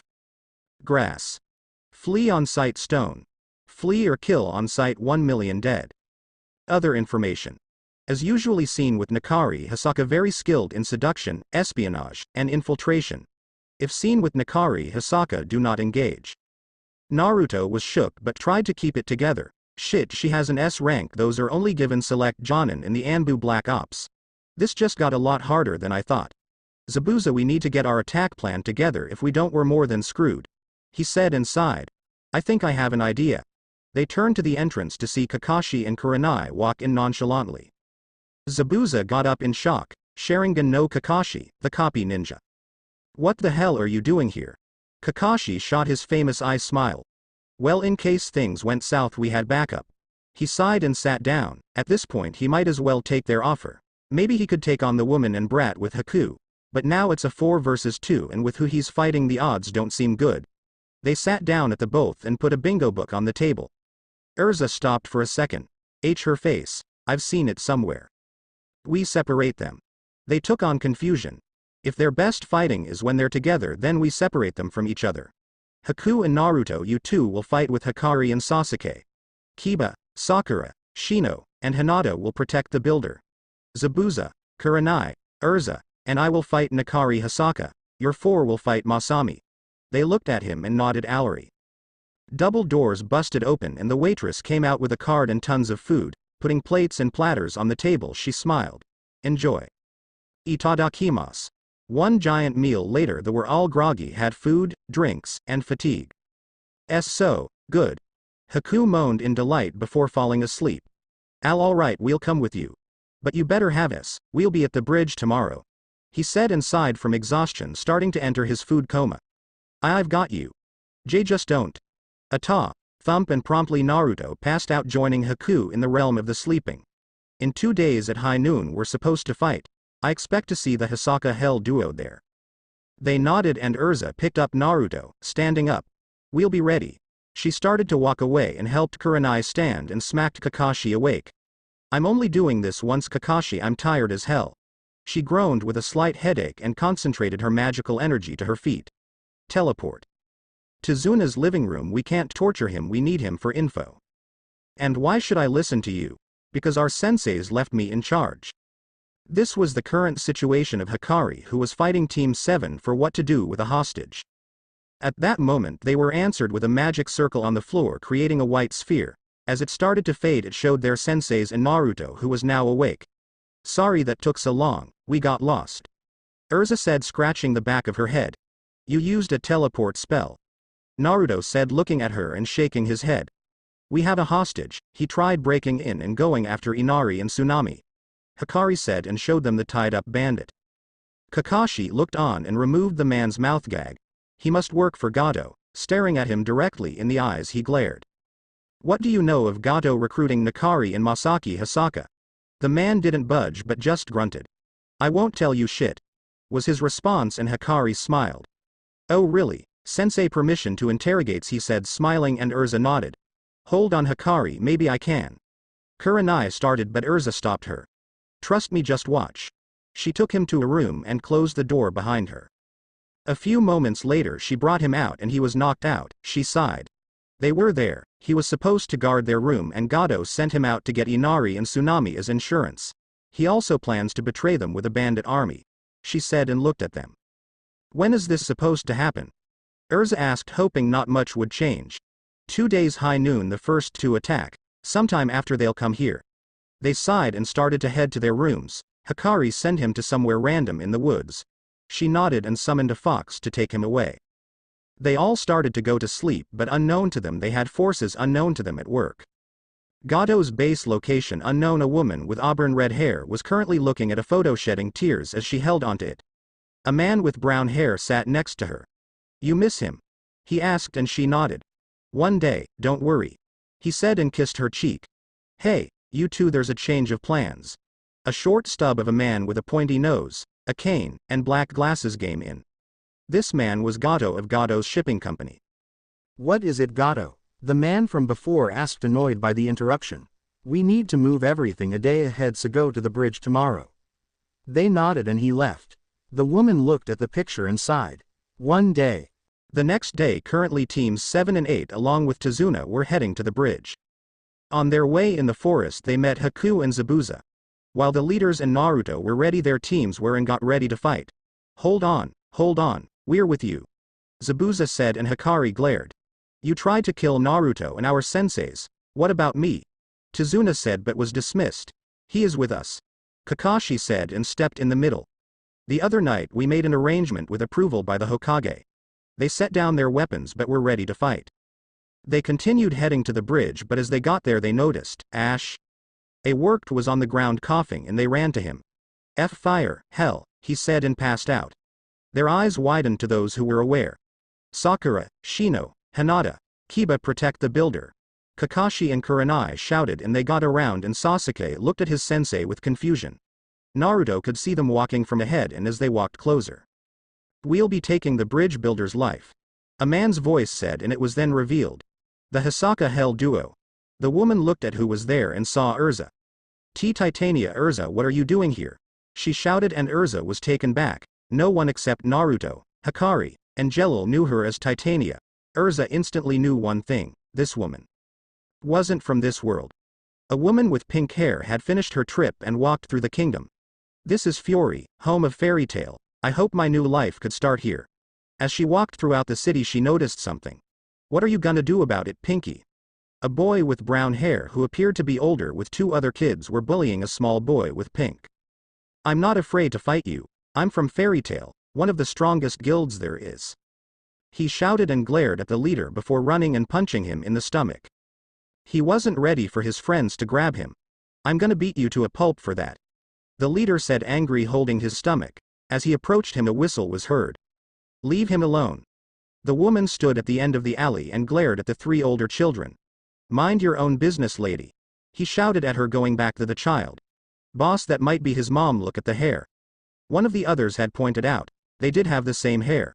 So you got your mommy for you, punk, why-eyed. Leave him alone or else, you little brat. She said threateningly as a glow seemed to take over her body. The other 2 shuddered and let go of the boy. Let's get out of here. They left their other friend in the alley who was currently too stupid to decide what to do. I'm not scared of you. He shouted and she smirked before and dark purple magic circle appeared in front of her and she smirked as the ally started slowly becoming engulfed in darkness. Last chance. The boy at this point ran off. You'll regret that. The small child there had looked up at her and smiled. Thank you, miss. He said happily with a sparkle in his eyes. It's no problem, little one. Now what's your name? She asked, kneeling down to his height. The boy sported a blush at the childish name. Being called little one was something that he wasn't used to. I'm Natsu, and I'm in Fairy Tail. He said happily with a smirk and gave her a thumbs up, causing her to giggle. Well, that's nice, Natsu. I'm Sakana, it's a pleasure to meet you. She smiled and stood up before looking around. Natsu, I'm actually lost and I'm looking for the Fairy Tail Guild Hall. Could you help me find it? She asked and he nodded. Grabbing her hand he started to lead her off. Fairy Tail Guild Hall. As they entered everything was almost normal with some slight bickering and fun and games here and there. As Natsu walked into the guild hall with Sakana they were stopped by member who wanted to get acquainted with the new miss. However, when Master Makarov had met her he sensed something and he asked to speak with her in private. You won't be gone for too long, will you? Natsu asked and she looked down smiling. Not in the slightest. She then let go and followed Master Makarov to his office. Inside his office, so Miss Sakana, he nodded yes. I see that you've taken an interest into coming here to Fairy Tail, I presume to join our guild. He said as he had taken a seat at his desk and taken out some forms, holding a single slip aside from the rest. Yes, I have. I came looking for a new place to live and a new life to get accustomed to. My last place in a town was destroyed by bandits. I escaped, as did many townspeople. Makarov nodded and looked down and noticed a change on the small paper in hand. What town were you from? The town of Ishtar. She said to him and he nodded and went through some paperwork. Just one last question. If that's fine. He looked up for confirmation and she nodded. Why did you choose to lie to me? She went wide-eyed and realized she was in a tight stop. You'll be allowed into fairy tale, but I want the full truth, he said, and she nodded. A.N. Before someone says this was too easy, go see how Lucy got into fairy tale and then come back. Later, Master Makarov was happy to introduce the newest member of fairy tale to the people in the guild, and everything went happily for all in the next few years to come. Sakana had spent so much time with Natsu that the two grew a bond. It was like a mother and son duo that was inseparable. She even ended up adopting the young Dragonslayer when she found out he lived alone. But it was with the next few years something went sour. Mom, why can't I come with you? A small child Natsu asked his mother as she packed for a mission, getting ready to head out. Because Natsu, it's dangerous for you to go, you're just a child and I don't want you getting hurt, was her response. She was slightly frustrated with her son as he wouldn't move from the post he stood at. No Dragonslayer magic while I'm gone, and don't give the sitter a hard time, okay? She told him, and was answered with a few short grumbles to which she glared. Natsu Dragneel Hiko, don't make me come over there. He shuddered and got ready to run. His mom did play around when she used his full name. It was about to go down. As she made sure everything was in check, she kissed on the cheek. Master Makarov is coming over to see us off. I'll ask him to take you home, okay? He nodded and followed her out to the train station. This mission will be over before it started. They met with their client, two more mages and Master Makarov, who was waiting, and smiled at the sight of Natsu. Natsu, what a pleasant surprise. Come to see your mother off. He smiled as Natsu nodded. You'll be back soon, right? She kissed his head before hugging him tightly. Promise. As her team walked to train, there were shouts of a fire nearby. Everyone was forced to evacuate. Then a group of men in brown cloaks stepped forward. Give us the relic and we do not trouble to anyone here. As the leader stepped forward, the building behind him burst into flames from the inside. Master Makarov took guard in front of Sakana. What do you want with it? It'll be no use to you. That's not of a matter to you. Shadowmake. Piercing land. The one speaking slammed his hands on the ground and a line of dark purple magical circles appeared and the area was covered in dark purple shadows before erupting into spikes. As the spikes came out, they jumped back. Sakana jumped, grabbing Natsu, while the others also jumped to safety. They knew they had a problem, and everything was censored. Natsu. Hide here, please, stay safe. She went to the closest building that would be fast to reach and out of range of the fight and put him in a room. I love you, Natsu, she said as she then ran back to the fight. As she came back, everyone was in mid-battle. Even Master Makarov was giving support and they held their ground the best they could, but even though the fight was going in their favor, cheap tactics changed everything. The man who was the leader jumped back and another person came out holding Natsu. Give us the relic or we'll kill the child. They put a blade up to his throat and he fidgeted. Mommy. Natsu shouted from the captor's arms, and in that instance her eyes turned bright red and her voice faded and changes. You dare threaten my son? A red and gold magical circle appeared from under her as a circle of fire formed on the outside. The flames grew and grew and the lines of scales could be seen. Fire dragon. Upon hearing the cry, Natsu's eyes widened and Master Makarov looked on to see it himself.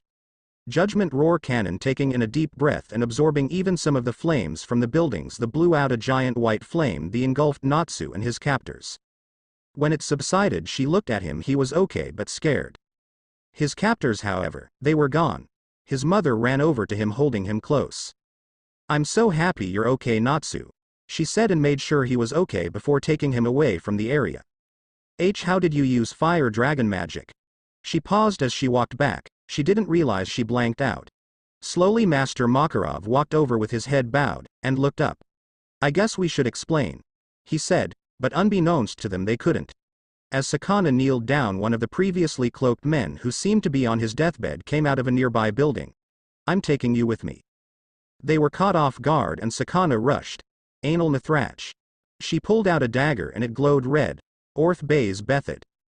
Du Shale. Before he could finish, Sakana stabbed him in the chest, but he bore the pain with his last breath. Dainam Ha. He slouched over and died, but that didn't stop his spell. A giant white magic circle appeared on the ground and slowly started spinning. She tried to run for it, but it didn't work. There was a bright light and then nothing. They saw no one. Sakana Dragneel was gone from this world. Hi no Kuni equals. She woke up with a pounding headache and a photo in her pocket. She could barely remember much before it hit her. You there, you are trespassing on territory owned by the village hidden in the leaves. Please come with us. She was exhausted, and could tell she's outnumbered. Looking toward the voice, she had one question. Who are you? I am Minato Namikaze, the fourth Hokage of the village hidden in the leaves. Both teams 7 and 8 looked on in shock with their Jonin senseis and took a fighting stance ready for a battle. Shino, Hinata, Kiba, Sakura, protect the bridge builder. Naruto, Hikari, Sasuke, Haku, go after Masaki. Kurenai said, and with a quick nod they all took positions. They knew this wasn't going to be easy, but they needed to try. As the 4 took stance around Masaki, they were met with laughter. You kids are something else, but don't think it'll be easy to beat me because it's not 1 on 4. She smirked and clapped her hands twice. Jumping down from their hiding spots were 2 ninja. One had a mask on that had nothing but 2 eye holes. The had medium-length spike red hair and carried 2 chakrams that were shaped like a sun, A-N. Think white mana from magic and no, he's not Axel. The other one drew 2 swords that started crackling with lightning as he charged his chakra into them. Akito, go help Nikari. Takada, help me with these children. The man with the chakrams, now identified as Akito, leapt off while the other one took a stance. While they prepped their fight, Nikari was with Kurenai, Kakashi, Zabuza, and Erza as his opponents, but he showed no worry. I hope you know how to go with the flow. He smirked and pulled out 2 trench knives as Akito came to his side. Thanks for showing up. Always glad to be a help. As they exchanged words, Erza took a defensive stance while Zabuza just readied his sword. It was at this point that the fight was on. It was who would make the first move, Masaki and Takada or Team 8. As they surrounded her, Masaki looked for an opening and found it in Haku. With her planning, she watched as they circled her and kept her stance locked, ready for anything. Thinking to go on the offensive, Hikari prepared herself for a rush attack. But as she stepped to ready her attack, Sasuke ran at Masaki recklessly and went to slash at her with a kunai.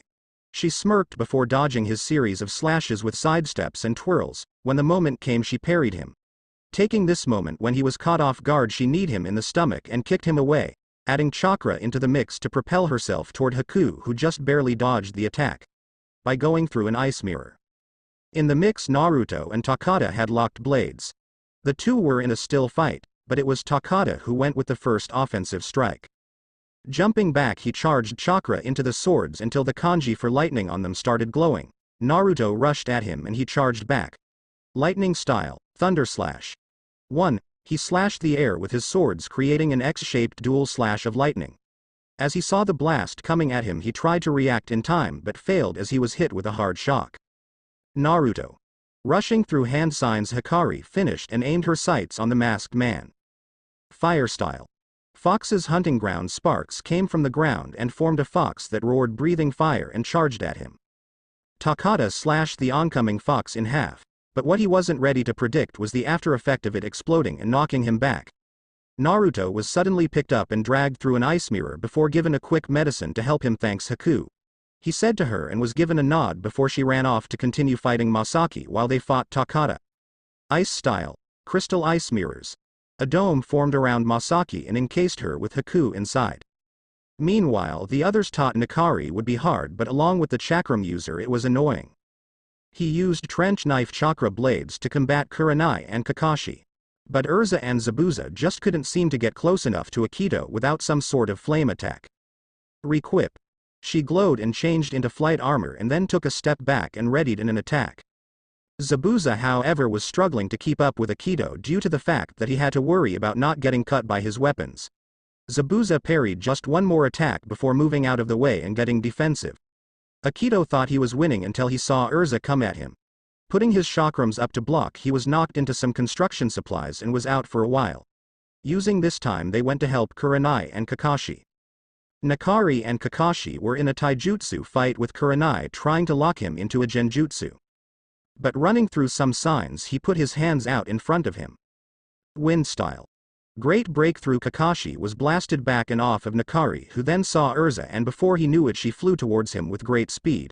He barely jumped out the way, but not being affected by a slash appearing across his chest. Now this was going to be a real challenge for him. He looked over to Masaki, who was just encased in the ice dome. Your fight is with me. Erza called out to him, and they continued their bout.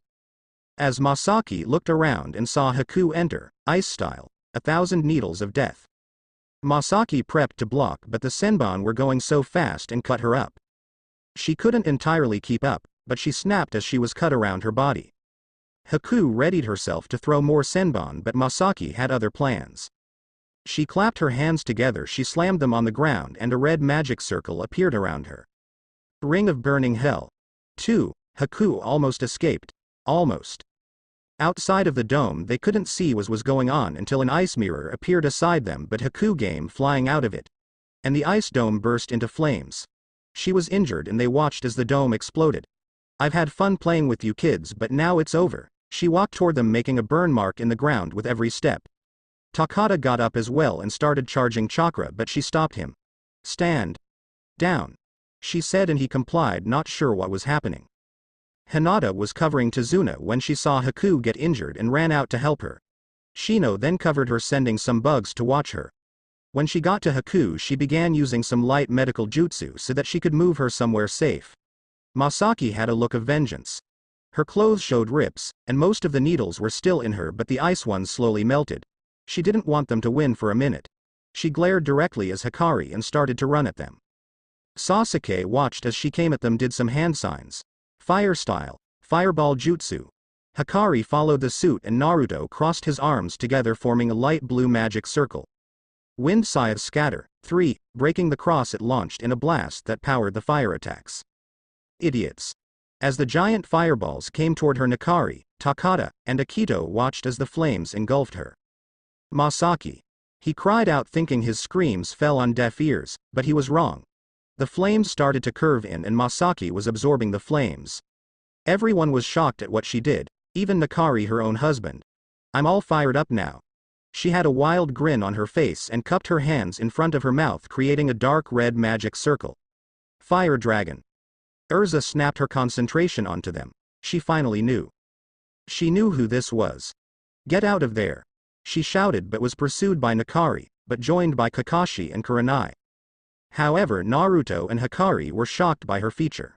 She was using Dragon Slayer magic. They barely snapped back to reality in time to dodge the attack. Emperor Roar. 4. The blast came at them full power while Haku and Hinata were off to the side. Naruto and Hikari jumped out the way.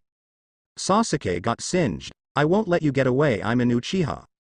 As the burst subsided, Sasuke ran at her with Sharingan activated. She smirked, but that didn't let Kakashi try to do something first. Sasuke, no, it's too dangerous, he shouted, but Sasuke didn't steer. He continued at her, and in front of each of her hands was a red magic circle. Fire dragon crushing whip. 5. Flames ignited from her hands. She pulled them back and launched them at Sasuke. As he saw the movement, he dodged them but wasn't paying attention to the flames as they grew, and she whipped him again. He looked back and saw the flames come at him. Shit. Quickly he realized he could do one thing, and he substituted. As Hikari and Naruto were readying up, they stood in shock at what happened, and a scream was heard. Even the fight that had resumed over with Hikari and Akito had stopped. In Sasuke's place was Hinata, who currently appeared burned on her arm. She was knocked back onto the ground. Naruto's eyes widened before and he started glowing red, and Hikari started glowing as well. Naruto, don't, she shouted, but to no avail.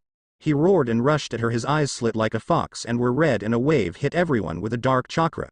You want more? She screamed at him and readied another circle. Fire dragon roar. As the blast headed towards him, Naruto didn't turn away. Instead he threw a slash right through it. Full counter. As it came to him, he sent it back to her and she was hit and blasted back. Naruto was enraged and grabbed his face. His eyes were changing, just like Hikari said.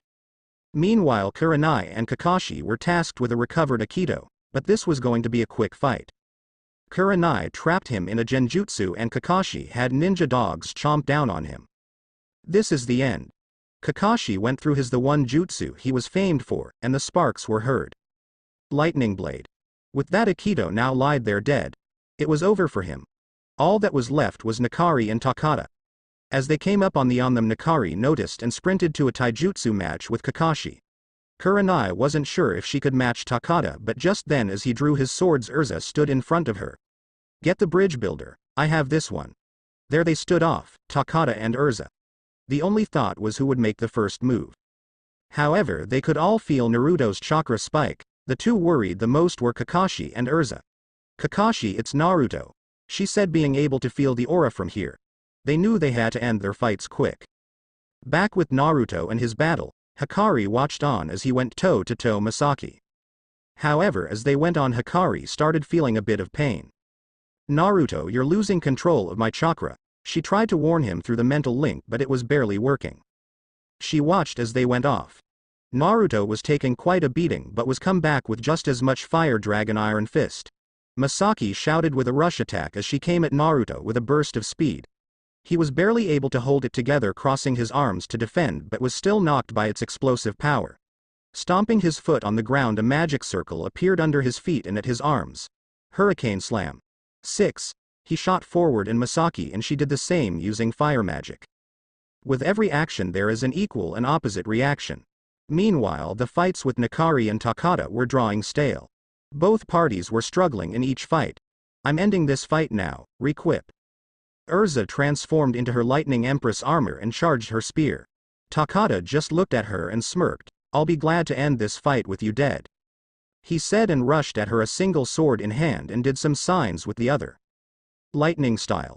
Volt Surge. 7. His offhand charged up and he ran to clash with Erza and put his hand on her, sending the electrical current to her body. But to his surprise, she wasn't phased at all. What the? She smirked, her armor absorbing most of the damage, keeping her safe. His confusion was enough time for her, and she landed jab to his throat and kicked him in the stomach. Aiming the lance at his chest, she had her target. Lightning Beam, being unable to react to Kot, was hit at the heart and he fell. Meanwhile, the match between Kakashi and Hikari was way too drawn out. Kakashi was keeping up with Hikari while Hikari tried to speed up. They weren't sure how long they could continue, and Kakashi noticed Zabuza was prepping something. As they went on, a mist slowly engulfed the two and they were lost. The hidden mist jutsu, huh? Hikari closed his eyes and stood still. Slowly he could hear it. Tap, tap, tap. Rolling to his right, he dodged Zabuza's sword and unleashed another wind style. Great breakthrough. Zabuza was knocked back and the mist cleared. Hikari and Kakashi were across from each other, and in the middle of them was Zabuza's sword. Kakashi pulled a kunai and ran for the sword. Hikari also ran, hoping to reach it first. He did, but what he didn't account for was Kakashi going the other way and hitting him with an explosive tag. Son of a bitch. As it blew, he was knocked away and saw another explosion. The one with Naruto and Hikari. Their punches clashed and explosion resulted in the mix of the two. Smoke filled the air and surrounded them. No one could tell what happened. It was apparent, however, that the two were severely beat up but still standing. Naruto's clothes were torn and tattered while Masaki's were burned and singed. Why you leaf think you're so good, you have everything. I lost it all, my family, my son. But trying to return to them was seen as a crime. She screamed out in rage. She looked around and saw Hikari injured from the explosive tag. She didn't want to lose her husband. I don't have time for you. She ran through the hand signs in tears. Fire style. Blazing barrier. 8. She blew out a white flame that made a sort of firewall and rushed for Hikari to get there before anyone else could. Hikari, stay alive. She begged him, but he was weak, he needed assistance. He smiled weakly at her and he nodded. What happened next no one expected. Erza came to use a slight healing spell just to keep him from death. She looked up ready for a fight but noticed Erza. Sakana, is that really you? She asked, and Masaki looked up wide-eyed. She hadn't been called by that name since she left Fury. She nodded and knelt down. I thought I would never be able to get back to Fury. I was afraid I would never see Natsu again. When I heard of the scroll of sealing and that it might send me back, I had to try. She told Erza as she looked down on Hikari. When I met Hikari, after we got married, I followed with him as he went down this path. She said in a short confession to Erza as the latter just watched on. Hikari weakly opened his eyes. He was on his deathbed. Masaki, why you're alive, he said as he erupted into a fit of coughs. She saw a pretty deep gash on his side along with scorch marks on his body. It was clear he wouldn't leave from this without some sort of miracle. He'll live, but I'm not sure for how long without medical attention, Erza said and backed up from them to give them their time. Hikari laid with smile on his face. Masaki was in tears. She was going to be alone, but she knew her husband would always watch over her. Go find our son. as she got ready to surrender, but as she did, a faint clapping started that eventually got louder. Naruto and his team with Haku were watching over Hinata and the bridge builder, while Team 7 was, well, Team 7. But this grabbed all of their attention. Kill a few brats and the builder, how come nobody can do one goddamn job? A short stout man with glasses and a cane was seen behind a small army of bandits. Gato, what do you want? Masaki shouted at him and he laughed. My security deposit, since you couldn't do your job, even though I would have killed you anyway. But all that changes now, so I'll be taking the head of the bridge builder. Also save the women, I could use some enjoyment in my free time, he said, standing triumphantly behind his army. This would be Gato's last mistake he made in his life, because what he didn't expect was to be facing an already pissed off Naruto along with Hikari. If Erza and Zabuza were hell, then Naruto and Hikari were the deepest circle. You did not just say that. Naruto shouted as he unleashed another sword. He was still beat up, but Hikari's healing would help for the slaughter. Now dual wielding, he turned to face the army with Hikari by his side. Yes, I did, brat, come and try me. The taunting Gato had done sent Naruto over the edge, and Naruto was pissed. He put both swords down and looked directly at Gato with a ki so strong that it struck down Team 7 and stumbled his own. Naruto and Hikari then ran at the army, crossing each other in a zigzag pattern and slashed through the army. Getting to the middle, they held a formation, their backs facing each other, ready for an attack. While the others looked on, Erza had readied her sword but noticed them and stood back. There's no stopping them now, she said to Zabuza, who looked confused among tired from the fight. As Kakashi and Kurenai joined them, they noticed the two students as well. What are they doing? They'll get hurt. They can't fight all of them at once, she said, but Erza denied the motion. That's their own kenjutsu style called the Uzumaki Yin-Yang blades. Dangerous on their own, deadly when together. It specializes in being a team fighting style of offensive and defensive fighting. Just watch. And just as she said, an offensive and defensive fighting style for each partner was played out. Eventually they managed to get to a stop, and Naruto made a chakra-powered jump and landed in front of Gato. This made the stout man back up with fear as he tried to move away. And no. Don't kill me, I can give you anything. Money, women. Name it, he said as he crawled back on the ground. Naruto looked at him with a dead expression on his face. Give me the combination to your master's safe. April 21, 19. Now please leave me alone, he begged, and Naruto's face drew a scowl. Pig. In that moment Naruto was seen walking to Hikari. Gato, however, his throat slashed open. Everyone was in awe of what just transpired. Slowly he walked back to Hikari, the bandits aside, making a path. Every step was audible, and he grabbed her and continued walking forward. Once he reached the front of the crowd, they turned around and looked at the remaining bandits. Leave now or we'll finish you off, Hikari shouted to them all, her ki so strong that it turned her eyes. The bandits ended up falling back to Gato's base. They went back to the group, but just before they could reach them, Naruto passed out. Hikari carried him to Erza, who nodded to her, and they looked at Masaki, Sakana, who was destroyed. She had lost her son and now her husband was to follow. It was only a matter of time before he would go. Over the course of the next few days they tried to get their affairs in order. Sakana had a few more hours with her husband. What she was afraid of was him not going to be able to make it. She was by his side the whole time, trying to heal him with what spells and jutsu she knew. She was desperate for him to survive. Even if it meant they lived as prisoners, they could still be together. She lost Natsu, she didn't want to lose Nakari too. After the fight, she and Nakari surrendered to Team 8. She had said their life of running was over and she wanted to go back to the Leaf to pay for what she's done, saying her biggest regret was leaving the village. She wouldn't mention why this was, but she only said she didn't keep a promise. Kakashi sent a messenger dog to the Leaf to list the details and negotiations of surrender to the Hokage. For Sakana, all she could do was wait. They all stayed at Tizuna's house for the rest of their time there. Since Gato was gone, they could finish the bridge. However, it would take longer because of Naruto being out cold, otherwise they could have 40 shadow clones help. But they got it worked on even if he was unavailable. During her break time, Hikari would try to meditate to reach their connected mindscape, but the process took longer than expected. It took her time to eventually get in, and once she was in, she found out what was wrong with her mate. He was healing, but included in her healing him, she also saw that his demon chakra was trying to manifest within him. She hated lying to him, but there was a lot more she would have to reveal than just him turning into a demon because of being her mate. Naruto took some more time to get up, but he was too weak to get any true work accomplished. Therefore he was benched until he could get back into shape. On day 2, since they were going to be in the town until the bridge was done, he was doing what could be considered D-rank missions for free to help out.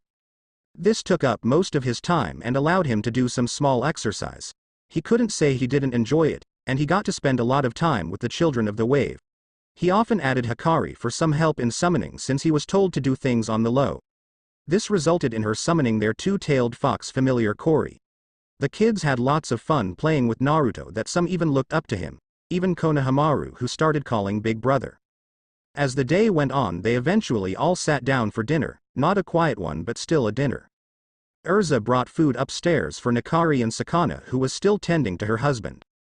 In the midst of this calmness, a knock was heard on the door and was revealed to be a ninja with a scroll. The person was a Jonin returning from a mission who was told to stop by this location. They were here to help heal Hikari and drop off a response to Kakashi's previous message. Hikari and Sakana were both given bracelets to track them, and they were only able to be removed by the Hokage. Sakana mentioned she wasn't going anywhere, she just wanted to atone for her sins. On the third day, Naruto was back in shape. The next day the bridge would be open. This led them to do the final plan in their mission at the wave. Gato's base. They had a map thanks to Haku, and they had the code to the treasure vault. All they needed was to attack. That was what they realized they would have to do. Gato's base 2200 They saw everyone packing up everything to move. But what they couldn't understand was why. The raiding team was Naruto, Erza, Zabuza and Haku. Kurenai and Kakashi had stayed back to keep guard on the house. Positioned at the front was Naruto and Haku, and in the back was Erza and Zabuza. Using the radios, they hid in the tree line waiting for the signal. EZ to NH, we launch in 10, mask up, Erza said to them as they waited. They all put on masks to keep the enemy from seeing their faces. Naruto and Haku looked up and saw a flare in the sky. That was their cue. They jumped down from the tree line and knocked out the guard right before rushing. Naruto took his sword and started to slash away at bandits who came at him.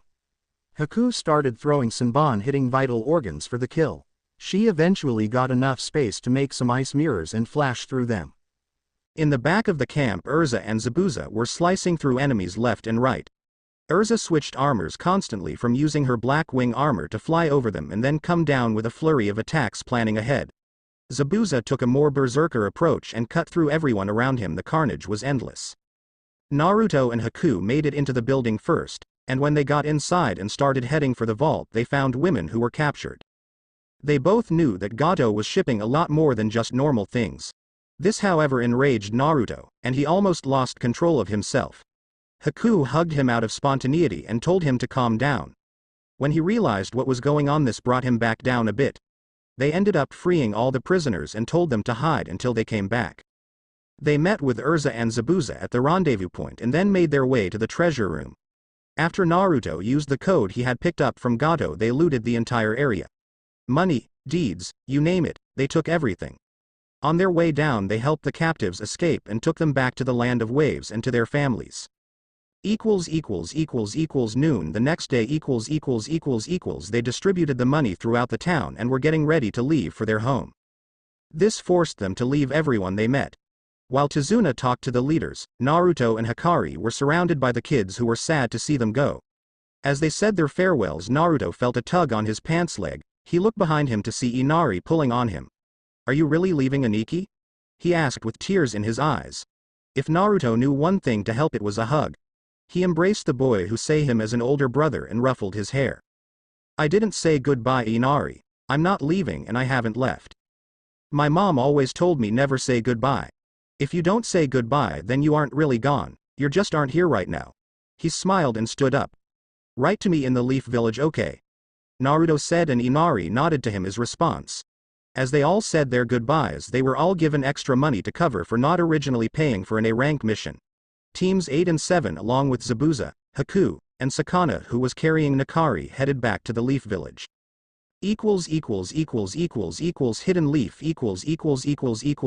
Teams 8 and 7 reporting from the Land of Waves. We have captives with us who were given an audience with the Hokage, Erza said as she presented the scroll to the gate guard who inspected them and passed them to his coworker who nodded. Anbu will escort you to the Hokage Tower. You and your team are to go straight there, he said, and let them go. As they walked through the town, Nakari and Sakana were given glares by ninja in the village who knew of them. Nakari was still helped by Sakana to get around. Even though he was healed, he was still struggling to get around. They eventually made their way to the Hokage's office where he was waiting for them. Before anything happens, I want to address the most important situation. The terms and conditions of surrender, he said firmly with a serious tone that filled the room with a chill. Zabuza, your name will be removed from the bingo book, but you will be spend time in jail until we find out what we can do with you. Haku, you will be under house arrest for a week and then probation for 2 months. You will be monitored on your actions. Both of you face good behavior early releases, but it won't be that easy, he explained, and they nodded. After this he turned to Sakana and Nakari. He was about to start, but Sakana beat him to the punch. Saru, Lord Hokage, I ask for your forgiveness. What I have done in the past was only out of my desperation to reunite with my son. I only saw one way, and once I heard of it I had to try to scroll of sealing. When I met Erza I knew there was a way to get back, but after the fight where I was captured I almost lost my husband. We are in your debt for saving his life. I accept any verdict, but I just have questions that need answers. Please just grant me that. Hiruzen looked at her and nodded. We will get there, but first I want to be given a full mission report. All genin are dismissed, and so are you, Kakashi. As they left he looked at Kurenai, who gave the report. We were attacked by the demon brothers earlier into the mission. We subdued them and sent them back to the leaf. As we continued into the wave we were ambushed by Zabuza. Yet we were still able to hold him off until he was stopped by a hunter nin who was later identified as Haku. When Naruto met Haku, that's when the treaty for Zabuza was founded. From there Kurenai passed it to Erza. We eventually came across Nakari and Sakana along with 2 more Rouge nin who were defeated in combat. After Nakari was taken down, Sakana surrendered in return for her husband to be healed.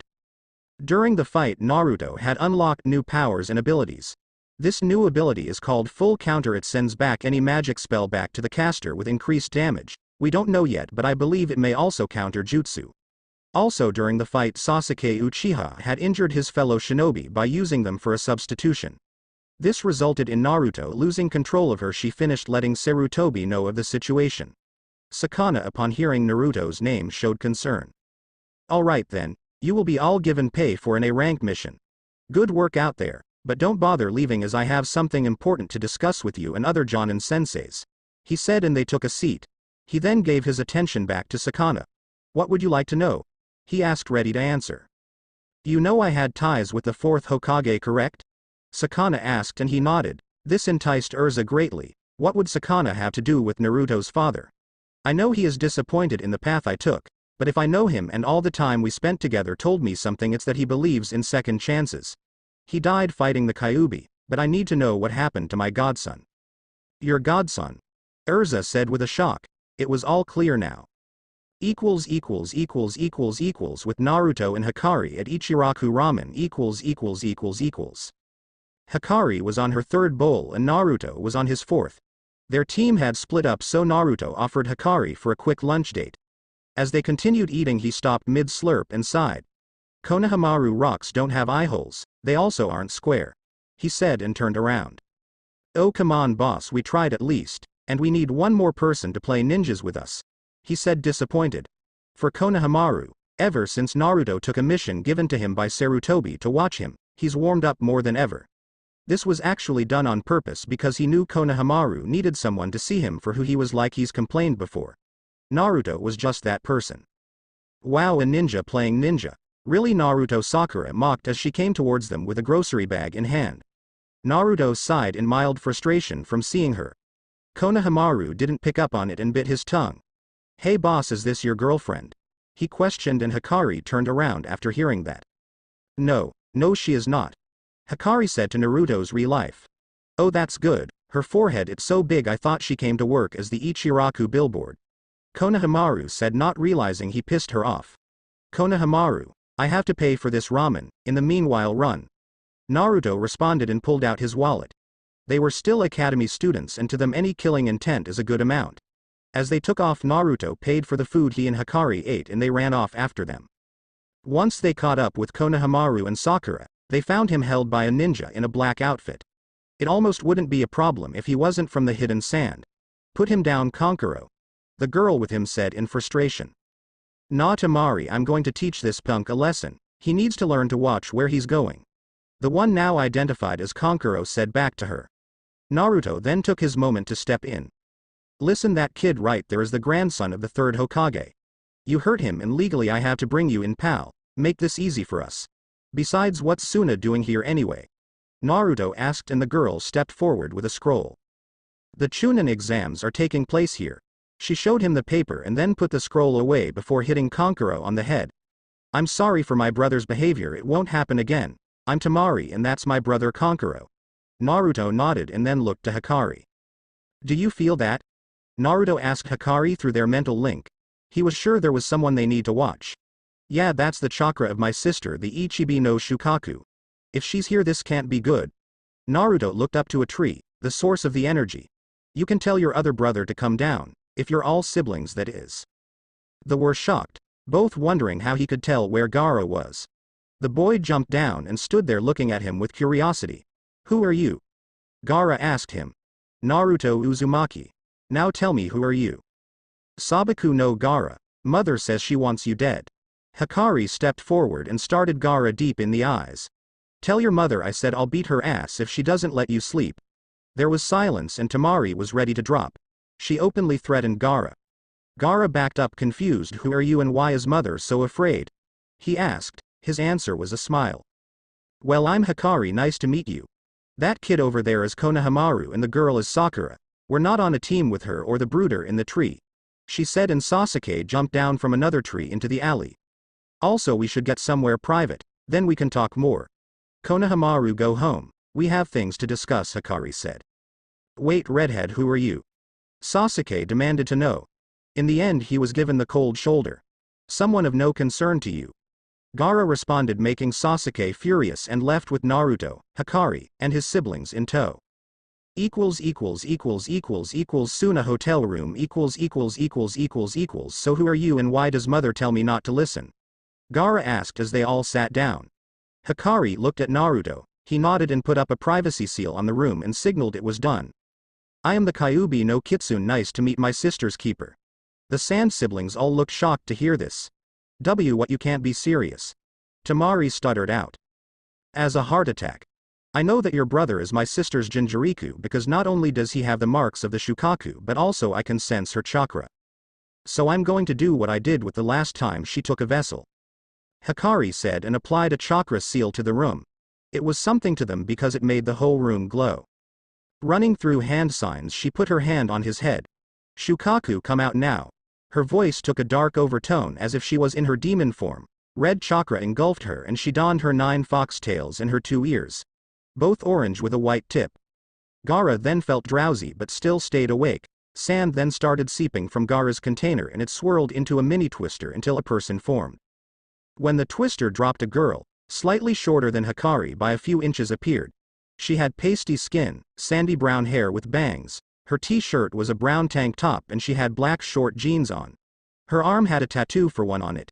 She opened her eyes and they were a deep amber but they were black instead of white. She also had a single tail and 2 ears of a tanuki on her head. Hey sis, what brings you to my neck of the woods? The girl said coyly. Hikari looked her in the eyes with fire. I told you to treat your vessel properly and they may return the favor. I can easily tell he lacks sleep. You're known to do that to your vessels for release. Do like the rest of us and give the contract. She said, sending chills to the room. The girl glared and took a fighting stance. Why should I listen to you? You don't know what it's like being trapped, your vessels loved you. But if I can beat you, you'll have to respect me then. I'll show you her tails don't mean everything like when we were kids. She screamed and formed a spear from the sand around her. It had an gold head on each side that shined brightly. The staff appeared collapsible and dark brown with a blue swirl. Hikari was taken back by those words and felt a surge of memories. All of the tailed beast had perfect memory. This was a blessing, and a curse. Hikari walked toward her slowly, not minding for the spear, and did the one thing she hadn't done in a while. She hugged the smaller girl tightly, her ears and tails disappeared, and Shukaku's eyes widened. I'm sorry, Shoko. I never knew you still hated me from back then. But since that time I've learned that maybe our tails aren't just everything. I'll see you and Gaara in the Chunin exams, but just let the boy sleep without trying to kill everything around him. Maybe he'll sign the contract. She said and whispered in her ear before departing from the embrace. Come on Naruto, let's go. She said and walked to the door, leaving the Sand siblings in shock. She can fill you in, but Gaara might have to sign her contract. She'll tell you what it is, and can fill you in on our history. This also stays in this room, only between us. Also, not only will anyone think you're crazy, but it's an S-class secret punishable by death. With that, Naruto and Hikari left them to their affairs, and Shoko disappeared to her seal. Namikaze Estate. Naruto and Hikari walked in after a long day and made sure they weren't tailed by anyone. When they entered in, they saw Erza and Jello talking about the missions that they had. Naruto, your mom tells me that you unlocked a new power. I can't wait to test that in a spar. Jello said to him, getting up and ruffling his hair. Yeah, still all this time, and even though I learned it, I can't do the 5-layered magic circle without messing up. Naruto said, exhausted, and plopped on the couch. Hikari chuckled in his worn-out tone. We ran into Team 7 and then some Sand Nin. Apparently the Chunin exams are coming up. She asked, and they both looked at her. Well, we were going to tell you about that later, but yeah, they are. Jello said and relaxed on the couch. By the way, you said Team 7, isn't that the one with the Uchiha boy on it? He questioned, and Hikari nodded back in response. There's a girl on my team who seems to be infatuated with him. Hopefully I broke it from her by the time the exams start. He said and looked back to a few scrolls, writing down reports from his last mission. Naruto, Hikari, why don't you two go to bed? You'll have a long few days ahead of you. Hikari, we'll need to train on your re-equip, and Naruto, there's a lot in store for you too. Erza said, and they nodded, walking hand in hand upstairs. However, this didn't go unnoticed by Erza. In separate beds, she shouted and was met with a fireball and a raspberry. Requip. She requipped a belt. Bring that ass here, boy. With her war cry, she went after them, and upstairs sounded like a mini war zone. After she came down giggling. Even now they're still a handful. She sat next to Jello and started her own report for her mission to the wave. I take it that the Hokage filled you in? She asked, looking to her husband. Yes, he has. I just don't understand, how can we tell Naruto? He donned look of frustration on his face. You may have gotten away with Zabuza and Haku, but I don't think it'll be easy on Sakana, he said. What, that he and his godmother tried to kill each other, or that right now she's in jail with her husband and pending what the Hokage should do with them?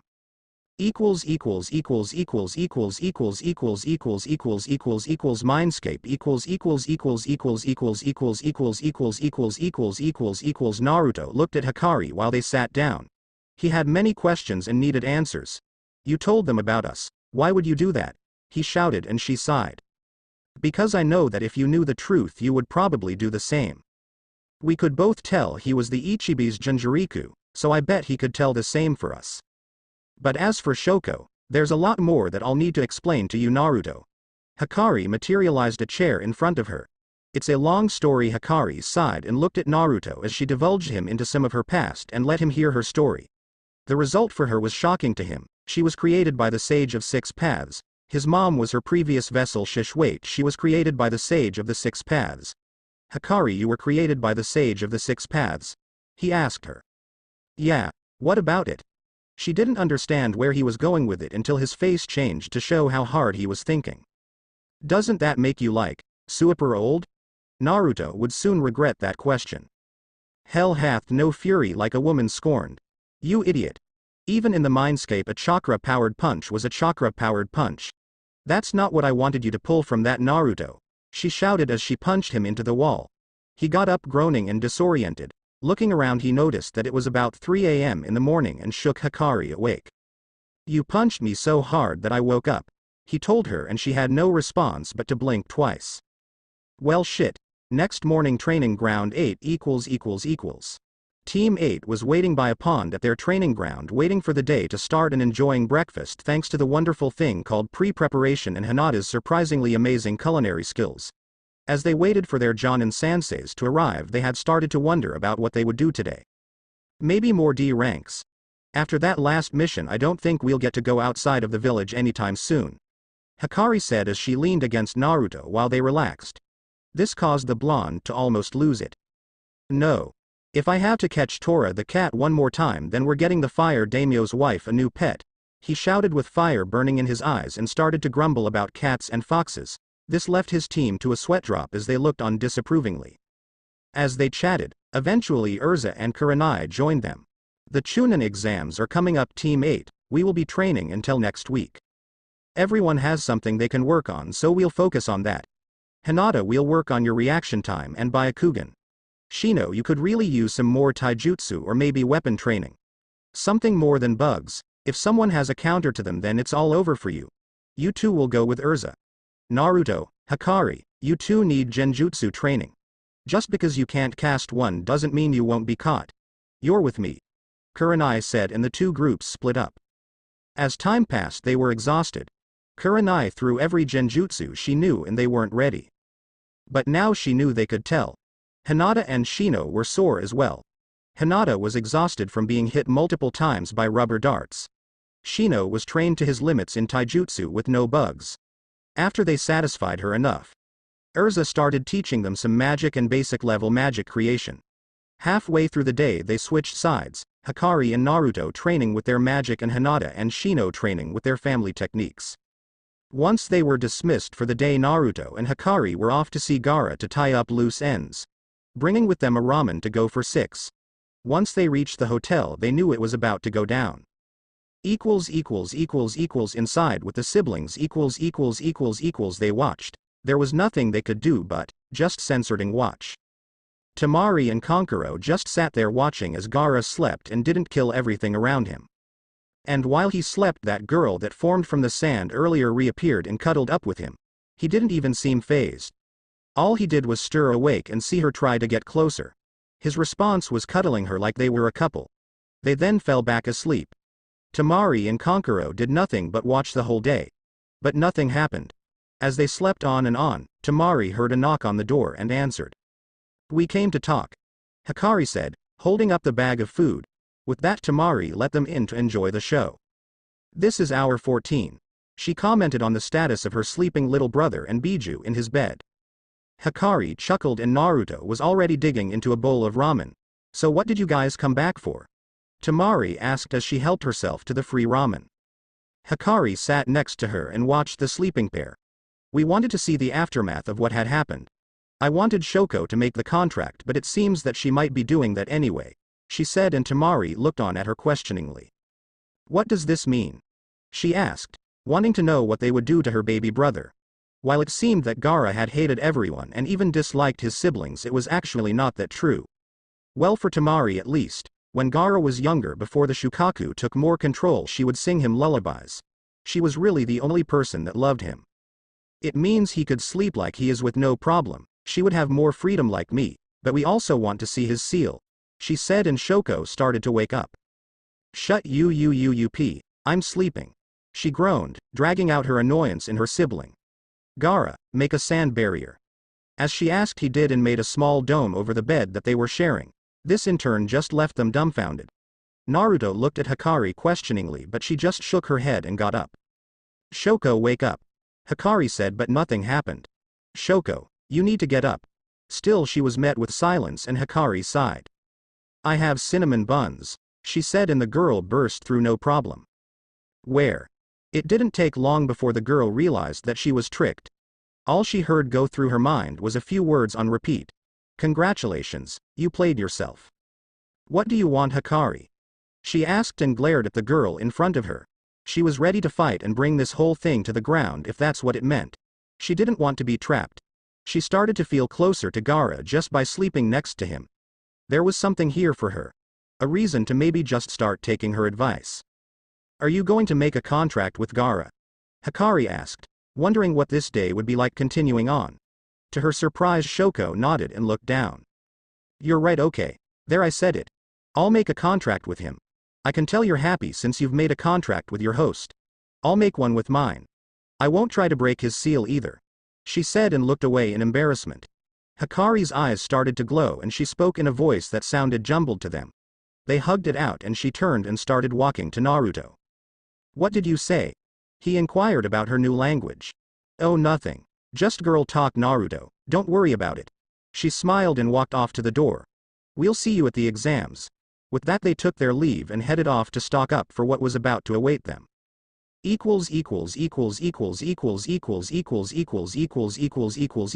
weeks later Team 8 had been busting their asses in training as much as they could and were still working on the finishing touches. They had all improved in some way. Hinata and Shino both expanded on what their families had taught them and continued learning low-level magic skills. Naruto and Hikari focused on learning jutsu and working their taijutsu and kenjutsu. Naruto had made use of his father's library to read up on seals in order to try to help fix Gaara's. But he was hitting block after block. He knew of one person who could direct him in the right path but not entirely sure when he would get the chance. Ninja Academy Time went on, and soon enough they came to the day of the exams. Soon enough Team 8 all met at the academy with their instructors. You should all know that we're proud of you and the progress you've made, Kurenai said, addressing her team. Not only have you come so far but you have also proven that you are more than ready for the Chunin exams. We can't enter in ourselves with you but just know we'll be cheering it on. They nodded and Erza looked at them. You guys went through a lot ever since becoming an official Team 8, so now we want you to do one more thing. Go beyond being just Team 8. A small magic circle appeared above her hand and popped out a box. When she opened it the contents inside were a stamp and ink pad. Naruto and Hikari's eyes widened. Ka-san, you don't mean Naruto started, but Erza looked at him with sincerity. I never let you do this back in the guild because I was too scared. I didn't want my Sochi to go on without me. You were so small back then. But now Naruto, I think it's time. I can't hold on to you forever no matter how much I want to. A tear left her eye and she felt pain but love for her adopted son, who to her was blood as if she gave birth to him herself. She knelt down and hugged him closely. For the rest of the team as they watched it was a lovely sight. When they broke the hug, Jello appeared and put his hand on Naruto's head. There were words that were not spoken but understood. We've watched you progress, Naruto, and we knew this day would come. And Hikari, please join us because you are not an exception to this. We both held you too closely in our hearts. And now that you are here for the Chunin exams, it's time that we acknowledge your strength, he said as they stood before him. I, Jello Fernandez Erza Scarlet, in the name of my status as an S-class mage, decree Naruto Uzumaki, Hikari Uzumaki, Shino Abrum, and Hinata Hyuga members of the guild Fairy Tail.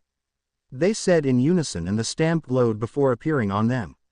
For Hinata her marks appeared on her hands, Shino's appeared on his coat and his arm, Hikari had hers on her neck, and Naruto's had appeared on his chest and clothes. Team 8 had now officially become Team Fairy Tail, and nothing was going to stop them now. Not even the Chunin exams. Thanks.